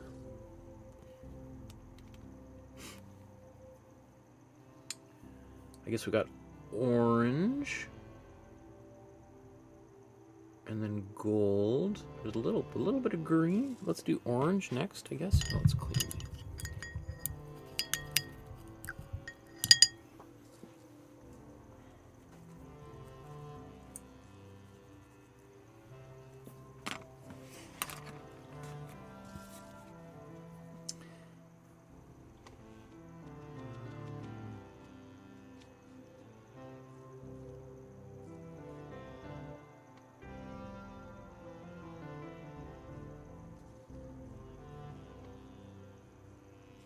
Some weird glitchy things happening here.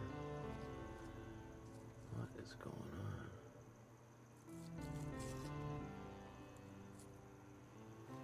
on? Okay, well, we'll take warm yellow.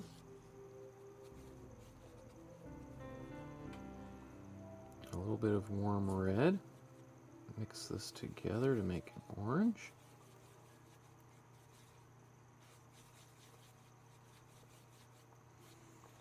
I think that's about as far of an orange as I want to go. I mean, you saw maybe how much red did I put in there? Maybe a couple little grains of red. It is a slightly different than the yellow right out of the tube.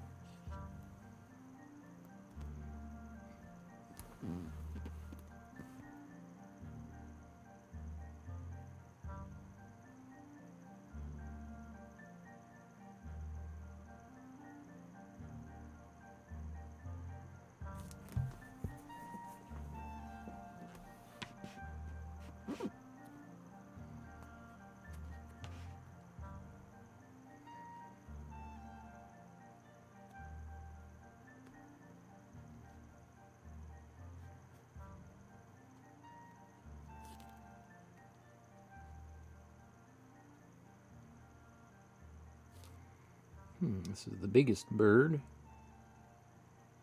The big bird. It happens to be orangey yellow, just like on Sesame Street, right? Is that by accident, or was Warhol making a Sesame Street reference? Did Sesame Street even exist back in the 60s? Early 50s? I don't think so.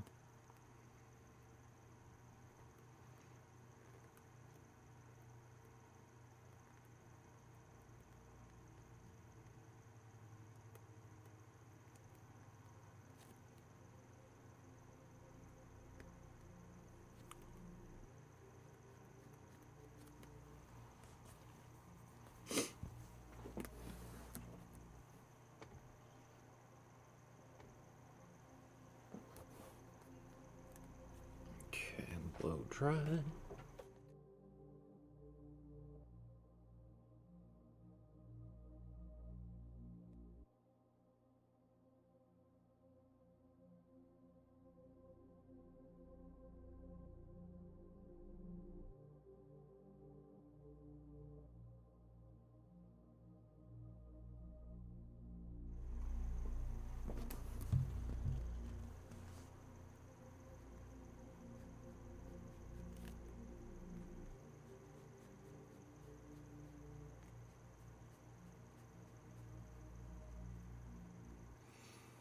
So I don't have to be so precise, or at least I don't feel like I have to be so precise on my second layer, because I'm not necessarily painting all the way up to the edges, because those are going to get covered with paint,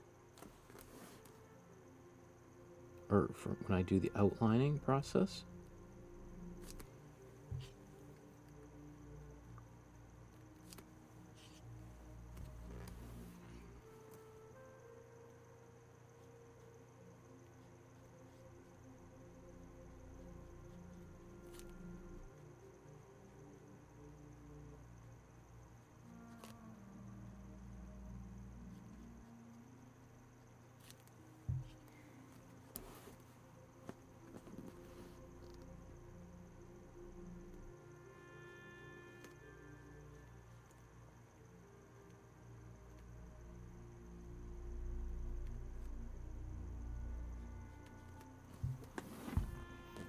Cool. So it's starting to come together, right? It's kind of gone from like, oh, I don't know. What is going on here with this?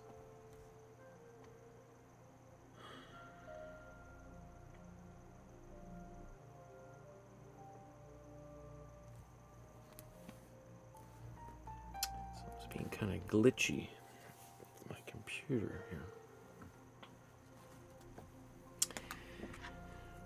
Okay, so let's mix a bit of a kind of a brownish gold kind of color. So to do that, let's take some warm red, some warm blue, mix this together.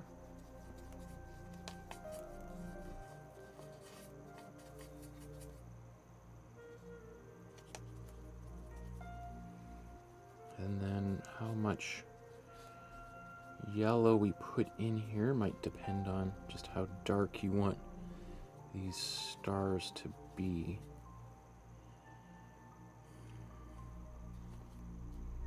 I think that's pretty good.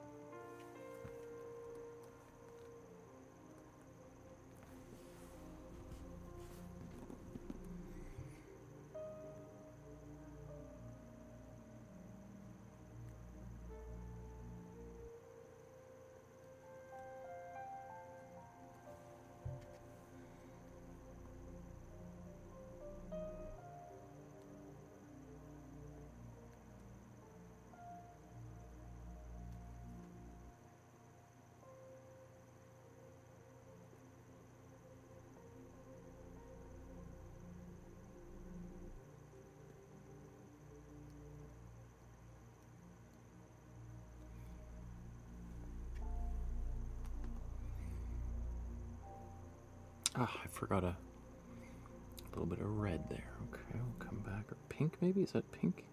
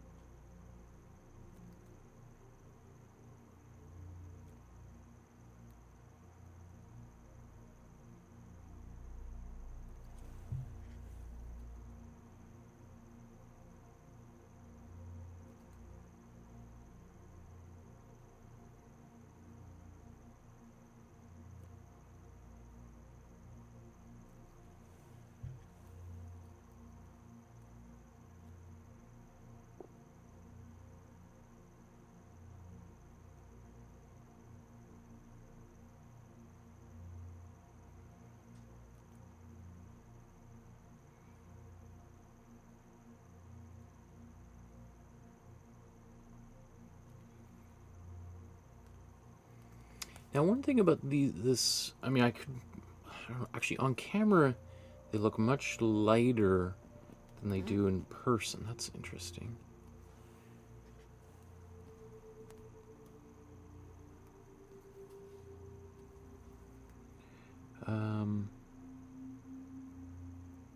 I was going to say that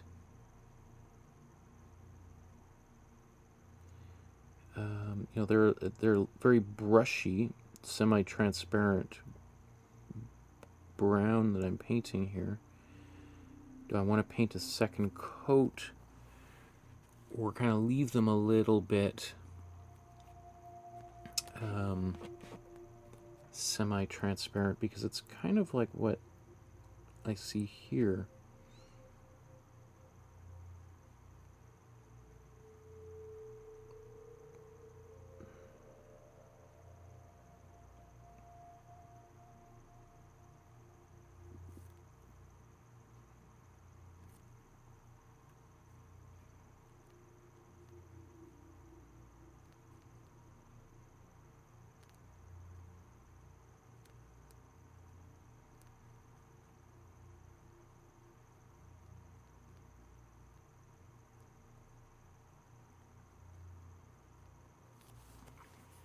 I'm not sure what I want to do there.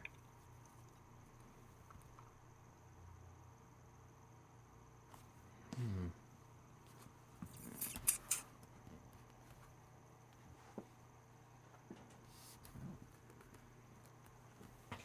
I want to darken it? I mean, I could just take a little bit of a darker brown, maybe.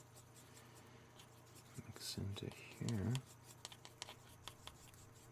Oops, just mixing slightly more red and blue into that mixture.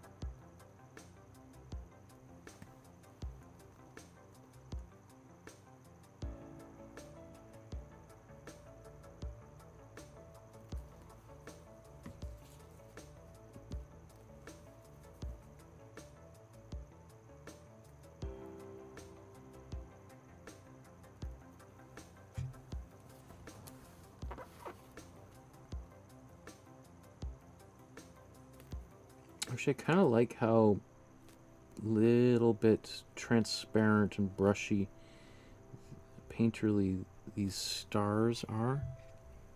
Kind of maybe feel like I should just paint, instead of painting the whole thing, maybe left, almost try to do it like a bit of a shadow with this darker, slightly darker brown. Ah, it's okay. Or maybe I do, maybe I will, I don't know, let me think about this.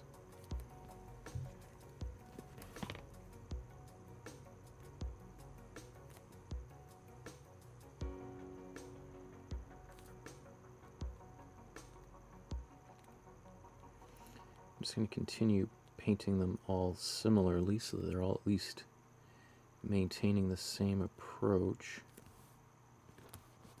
But maybe I'll take just a bit more yellow.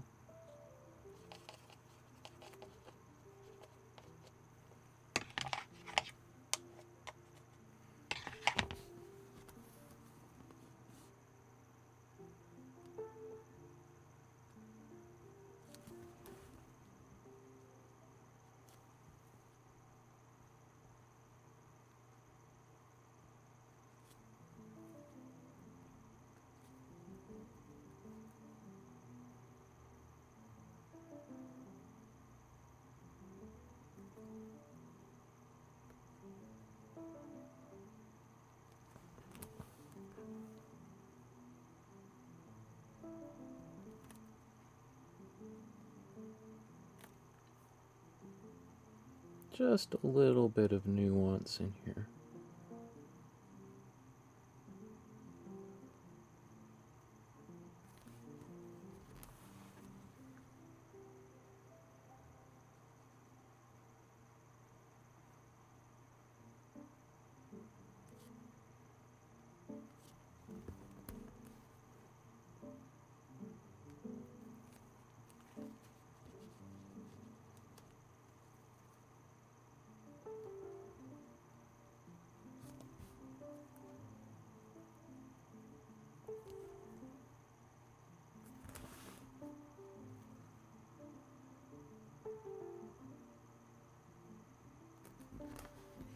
Okay, very, very subtle. And it could get even darker, but I'm gonna do some outlining with the black, and I want to be able to see the difference between the black and that brownish gold color.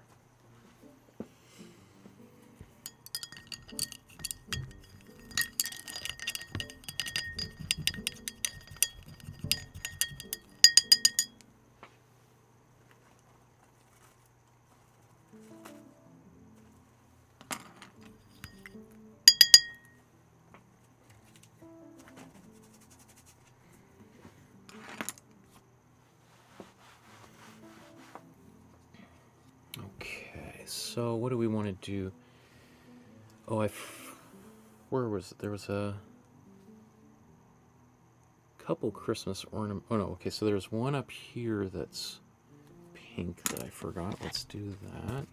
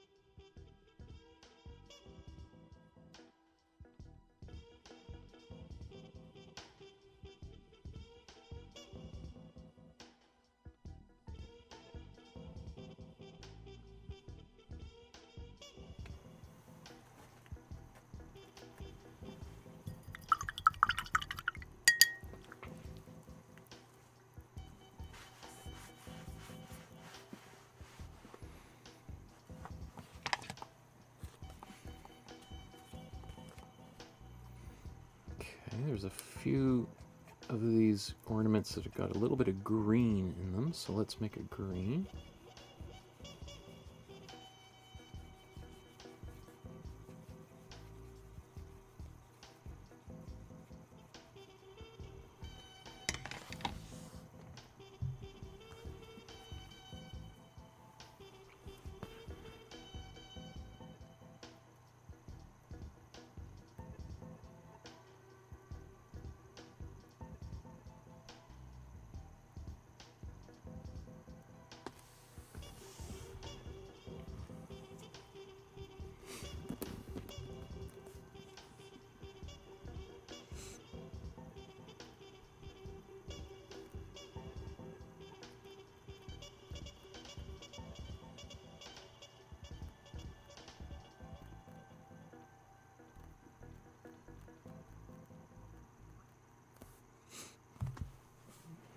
just going to blow dry that.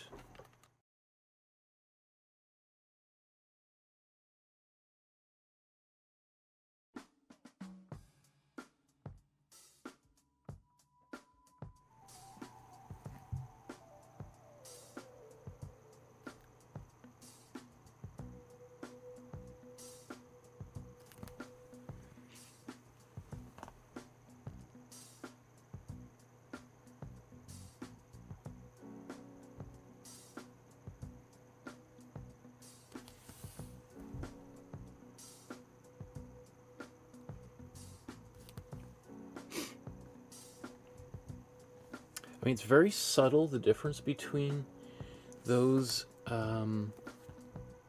these greens and the, it's not very subtle, but there is a, they're fairly similar, because really the main difference between these two colors is one's got a little bit of red in it and one doesn't. Therefore we have a brown instead of a green. But the reason why they're so similar is because there's actually quite a lot of blue in both mixtures. Speaking of blue, we've got one little bit of blue for the bird up here. And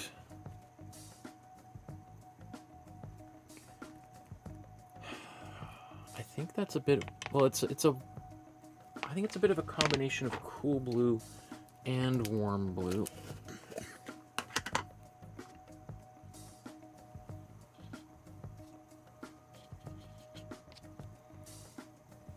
And it might look better as a cool blue anyway. So I'm going to try painting it with my cool blue and just see what the results are.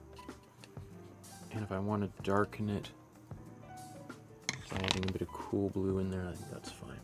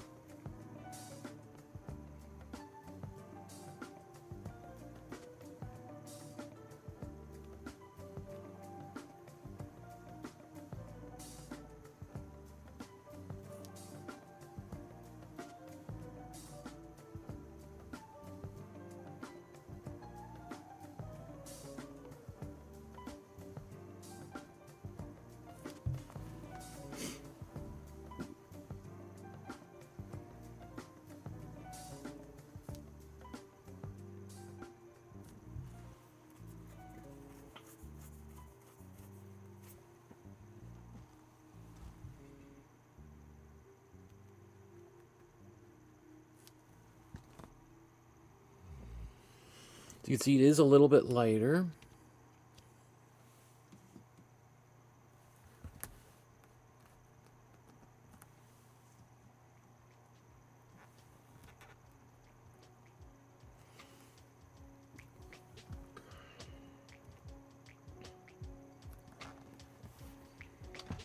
Let's blow dry that.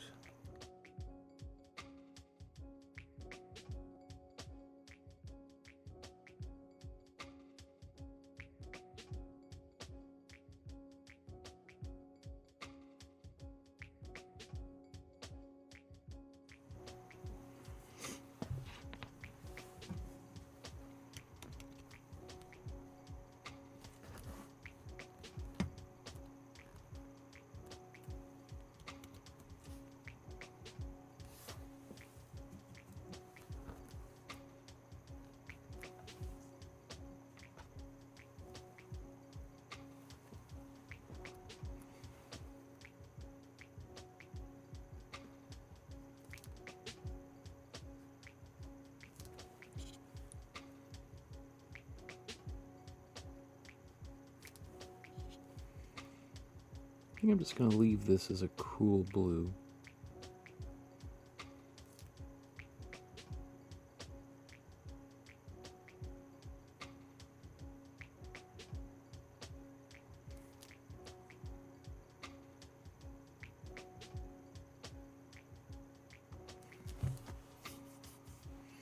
Oh, I could add a tiny bit of white.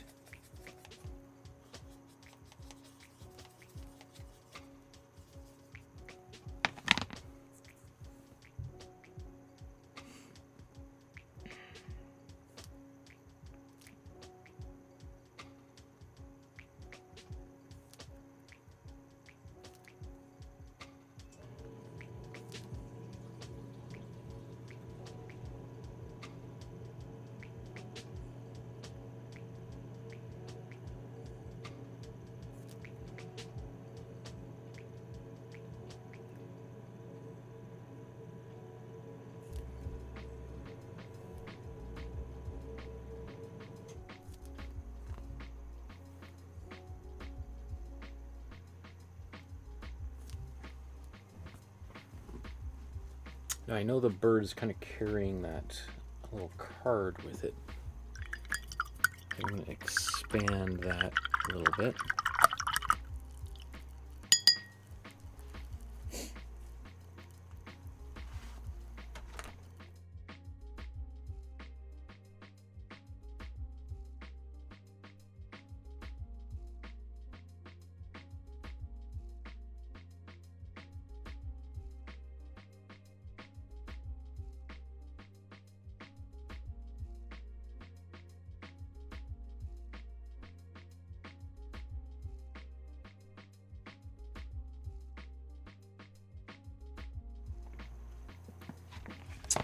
So what I'm going to do here is take my white. I'm going to put a couple little bits of actual, excuse me, actual white here in this image.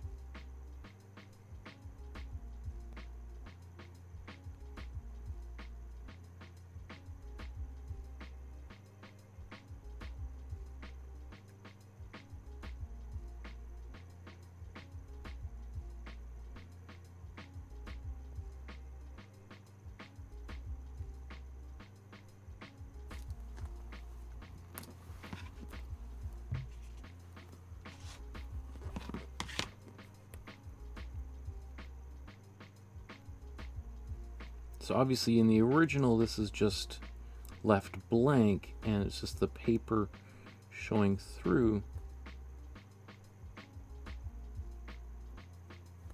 But I'm going to actually paint white in these places. It's going to be a very subtle little effect, but might just give it just an extra little bit of a pop.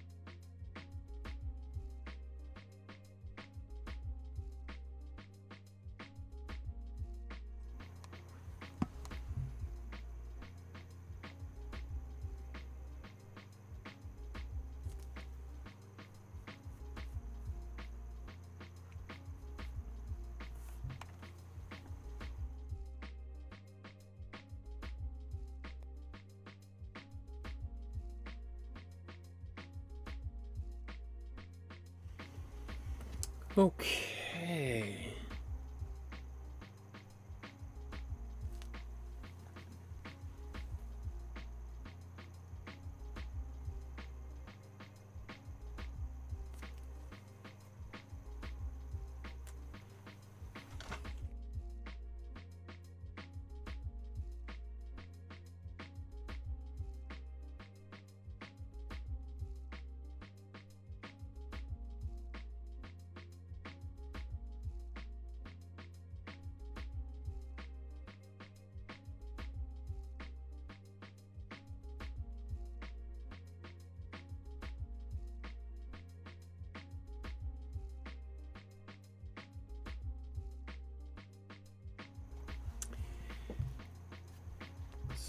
So let's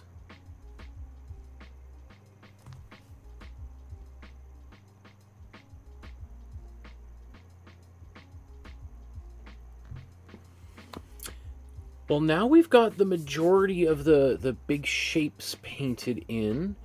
I think we're ready to start doing some of the line work, the outlining, and the trees, branches in behind there, the needles, as someone mentioned earlier on in the session here. Okay, so there's the original. And there's Kathy joining us. Too busy to paint today, but it's on my list. Happy painting. And Barbara says, I think the little bluebird is carrying in the bigger bird ornament. It's difficult to tell in the original. I think the little bluebird is carrying in the bigger bird ornament. Okay, I'm not sure what that means. The little bluebird is carrying in the bigger bird.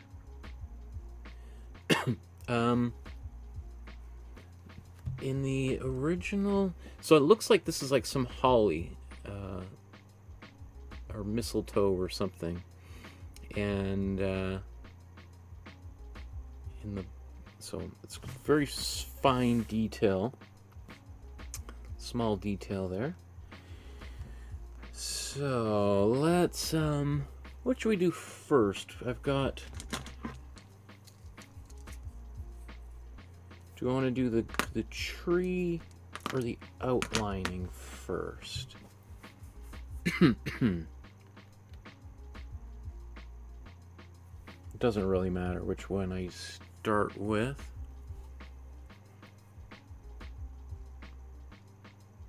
I don't see any. I think maybe I'll do the tree first so that I can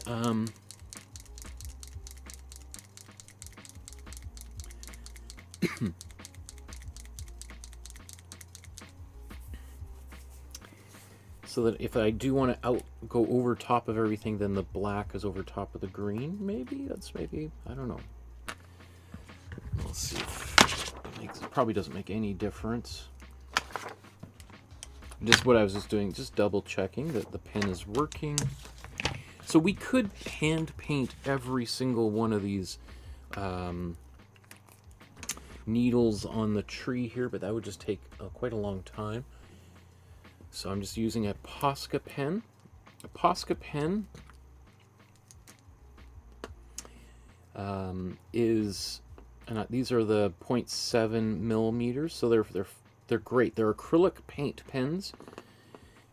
So the acrylic paint is coming out of the tip, so as opposed to using a Sharpie, which would, I would highly discourage you from using markers, because markers might look great for the first week, but after a while they're going to start to bleed into even a canvas, and over time, very quickly, they're usually not light fast, so that the color might change. So you might put a green down and then look at it a week, two later, and it starts to go kind of blue or brown or red. Like you're like, what? My Christmas tree is like drying out. So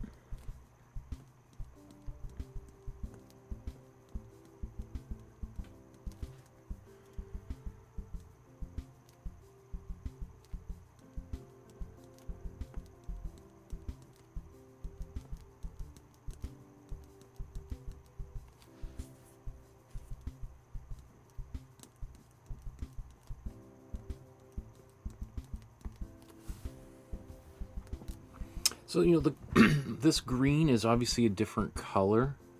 This is a warmer green versus the cooler, more lemon green or lime green that he used.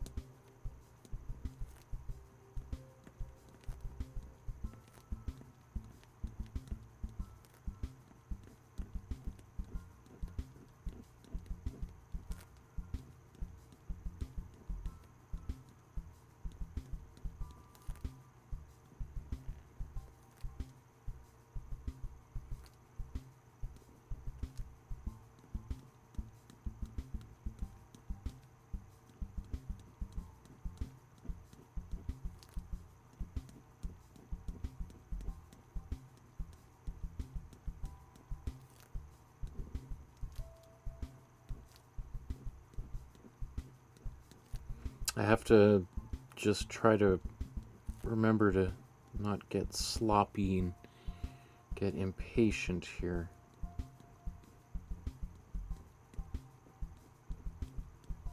And to give as much care and love to each one of these branches as possible, so that it doesn't start out really nice and then just progressively get more and more sloppy.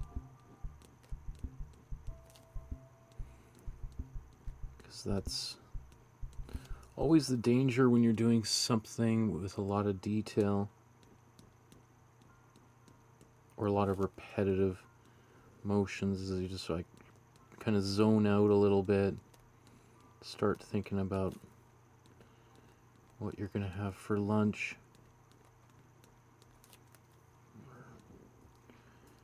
what you got to get for Christmas presents, and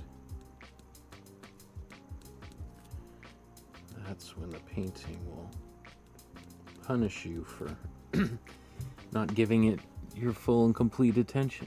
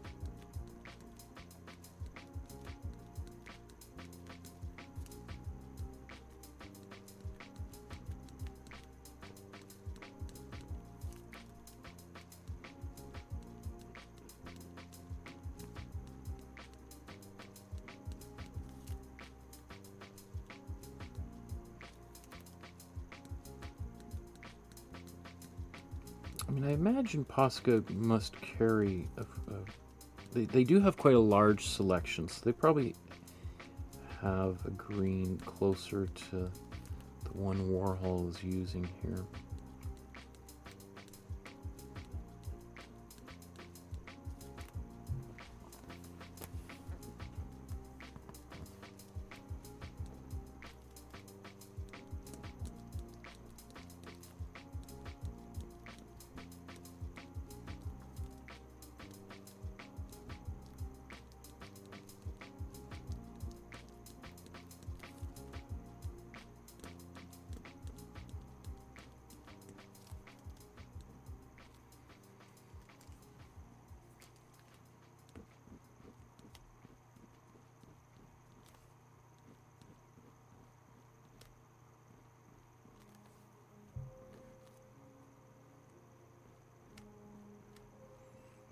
So you could see why I didn't bother doing all the outlines for all these individual needles here.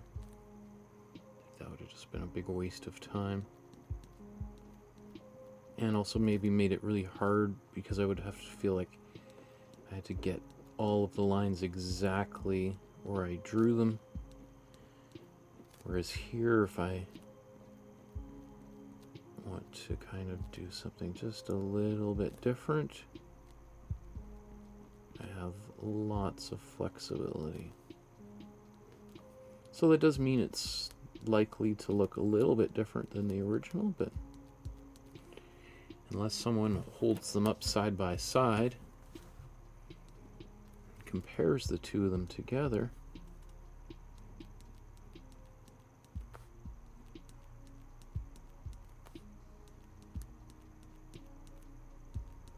probably won't matter.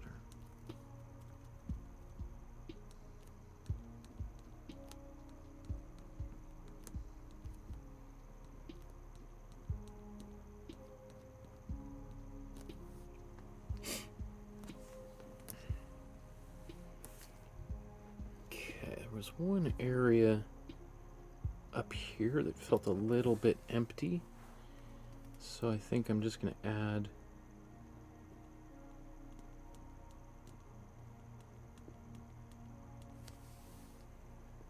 another branch in there.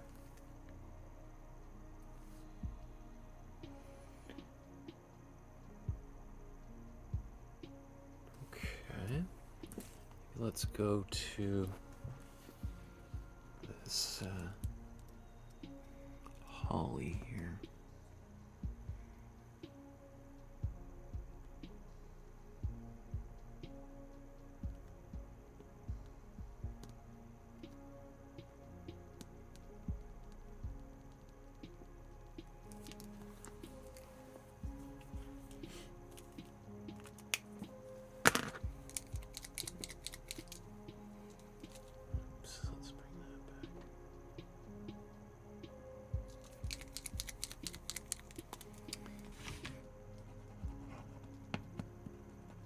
Got a bit of a red here.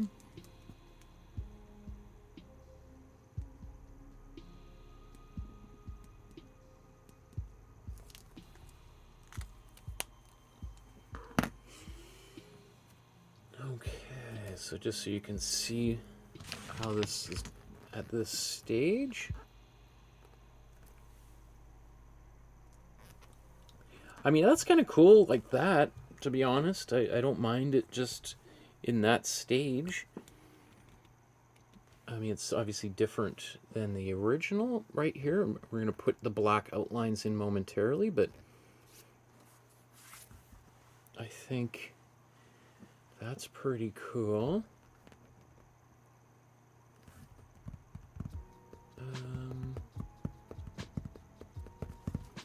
So maybe...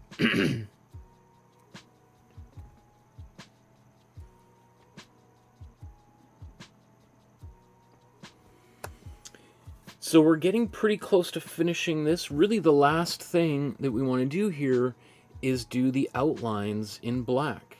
And so, you know, that'll probably take us another 20 minutes, and then we'll be done. 20 minutes. I should... As soon as I say that, I'm like, yeah, right, we'll see in 20 minutes where I am. But that's... I think we should be... Knock on wood, that's where we're headed. Okay.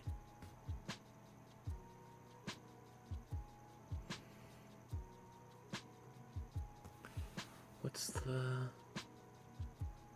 Pascal says it's a Warhol, but the two flying birds, Range and Top Blue, look more defined than the rest. Maybe the Top Blue bird is bringing a decorative blue bird to hang. I'm not sure if I understand what you guys are saying about the blue birds carrying a blue bird. It's definitely holly. You know, right. Let me just zoom in here so you can see. So you know, like on Christmas ornament, like holly, right? I mean, it's a not just a Christmas ornament, but it's a plant.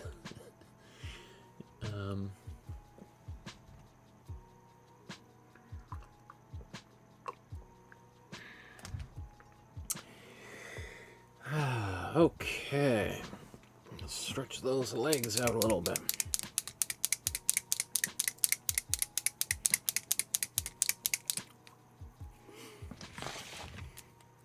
And test it out. It is in fact working. Maybe I should just blow dry this in case things are still wet.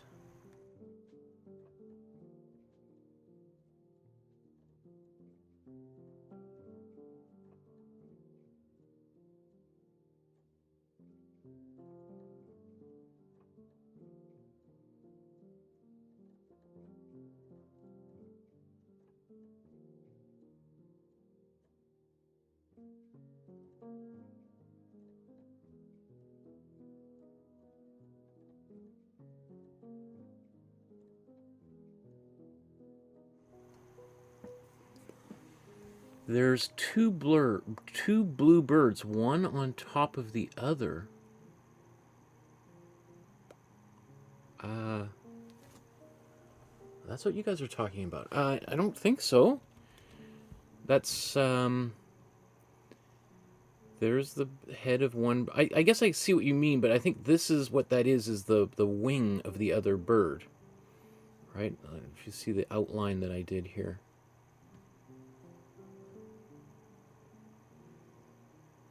Right, so that's the body of the bird. I mean, it's possible.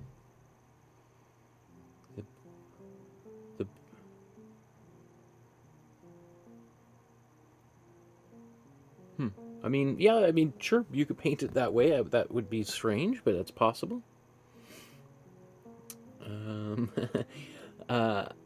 Abdullah says, my birds look like fish.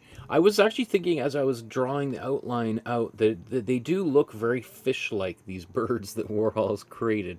For sure, absolutely. And hey, there's nothing wrong with that. If Warhol draws birds that look like fish, then you can too.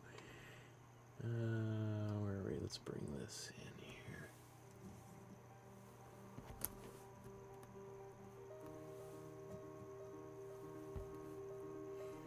And, you know, the image you see there on the left was the highest resolution image I could find. So, yeah, it's possible that there's some distortion happening here. And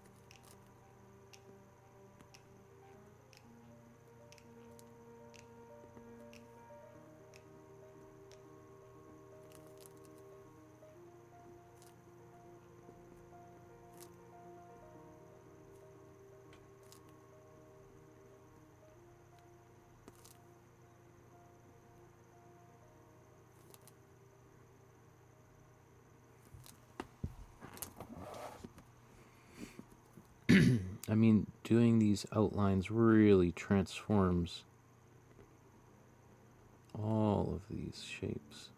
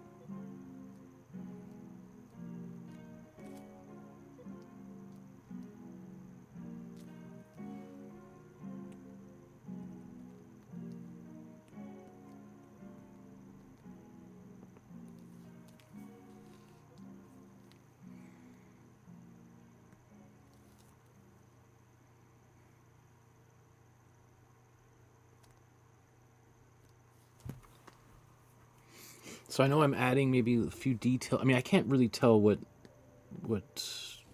Warhol did here based upon this image, but I just adding a little bit of some of these, an extra little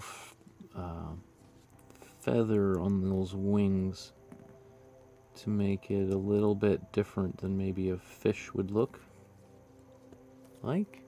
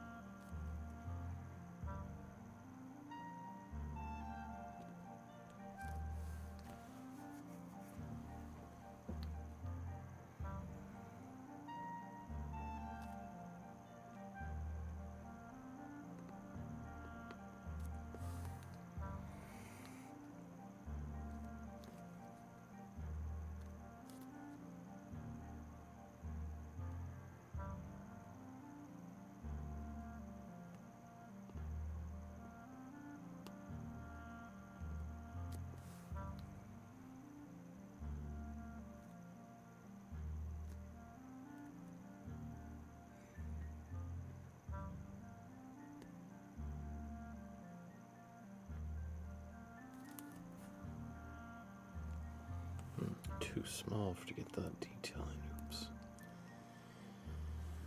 Okay.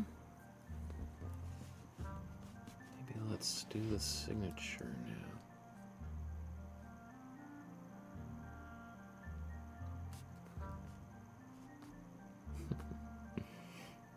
Barbara says, I need glasses, but I'm loving this painting.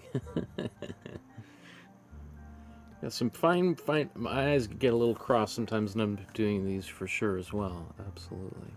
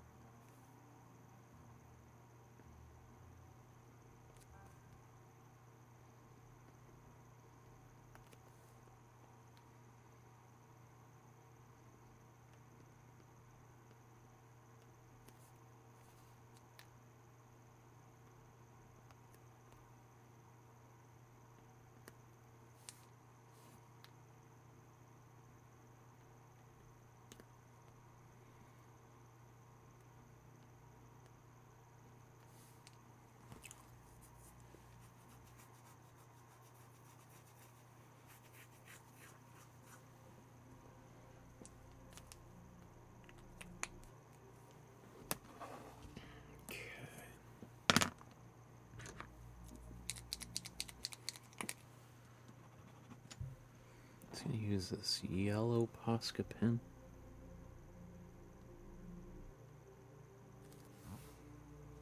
Paint that in there, a little stripe.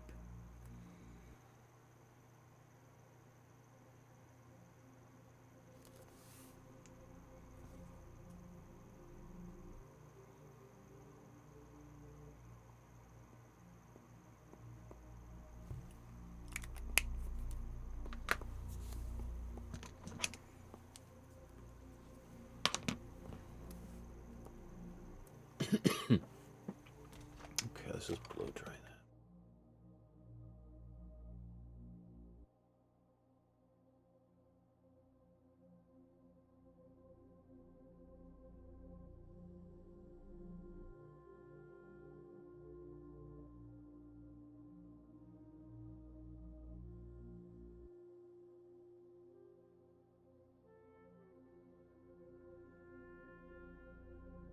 Ah!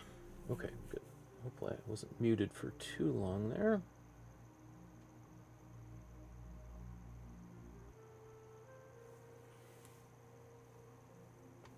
Actually, let's...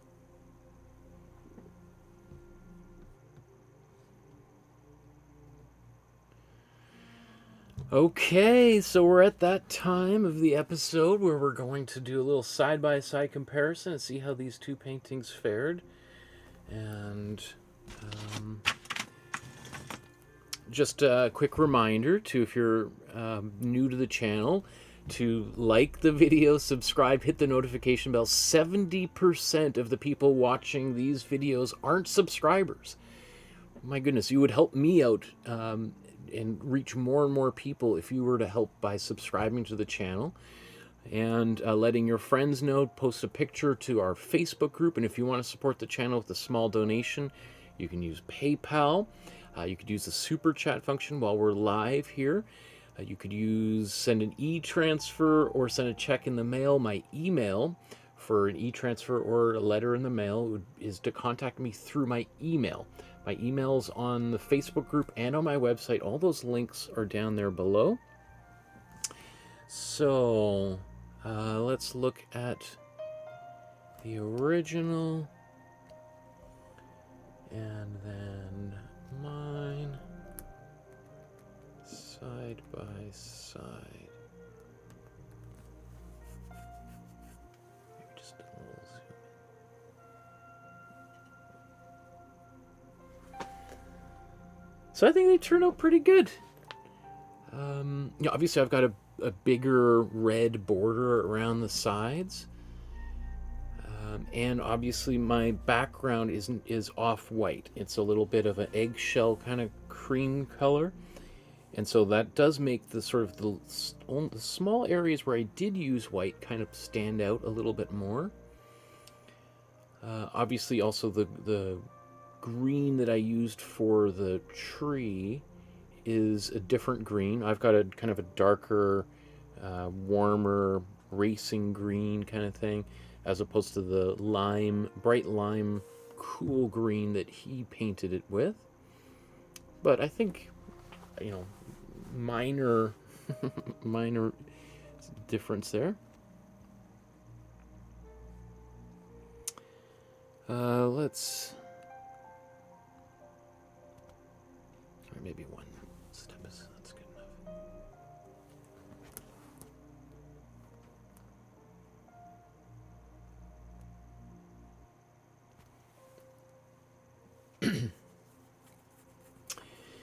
So, yeah, as I said, you know, the original, the image you see there on the left is in relatively poor quality, and that's the highest resolution I could find. So it's hard to kind of discern necessarily all the colors and details, but I think I've done a reasonable good job of replicating it. Maybe my green, the needles on these branches could have been longer in some areas. So it does make my tree look maybe a little bit patchy. Like out of, what is that, Christmas Vacation? National Lampoon's Christmas Vacation, a tree that's sort of got big gaps in it. Yeah, I'm pretty happy with the way that turned out. Let's look at the other bird on the other side there. That was, it took me a while to figure out what that was. And so I did do a bunch of research trying to find, like, what pattern did he put in there? Is that a word in there? And I'm pretty confident because you see in some of his other works around this time he used this kind of cursive pattern a number of times. So I think that's probably what's there, but I didn't know. I kind of just fudged that by putting a stripe and a dot down there. I don't know what else was in there.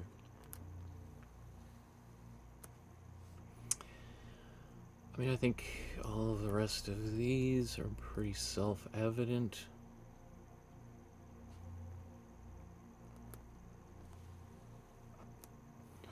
Now, one of the differences, obviously I used a Posca pen to paint this. Warhol, what he did is used a technique called blotting. And we're going to look at that technique in the next episode, Warhol episode. Because it's a totally different technique. It's almost like a printmaking technique, or really it is a printmaking technique.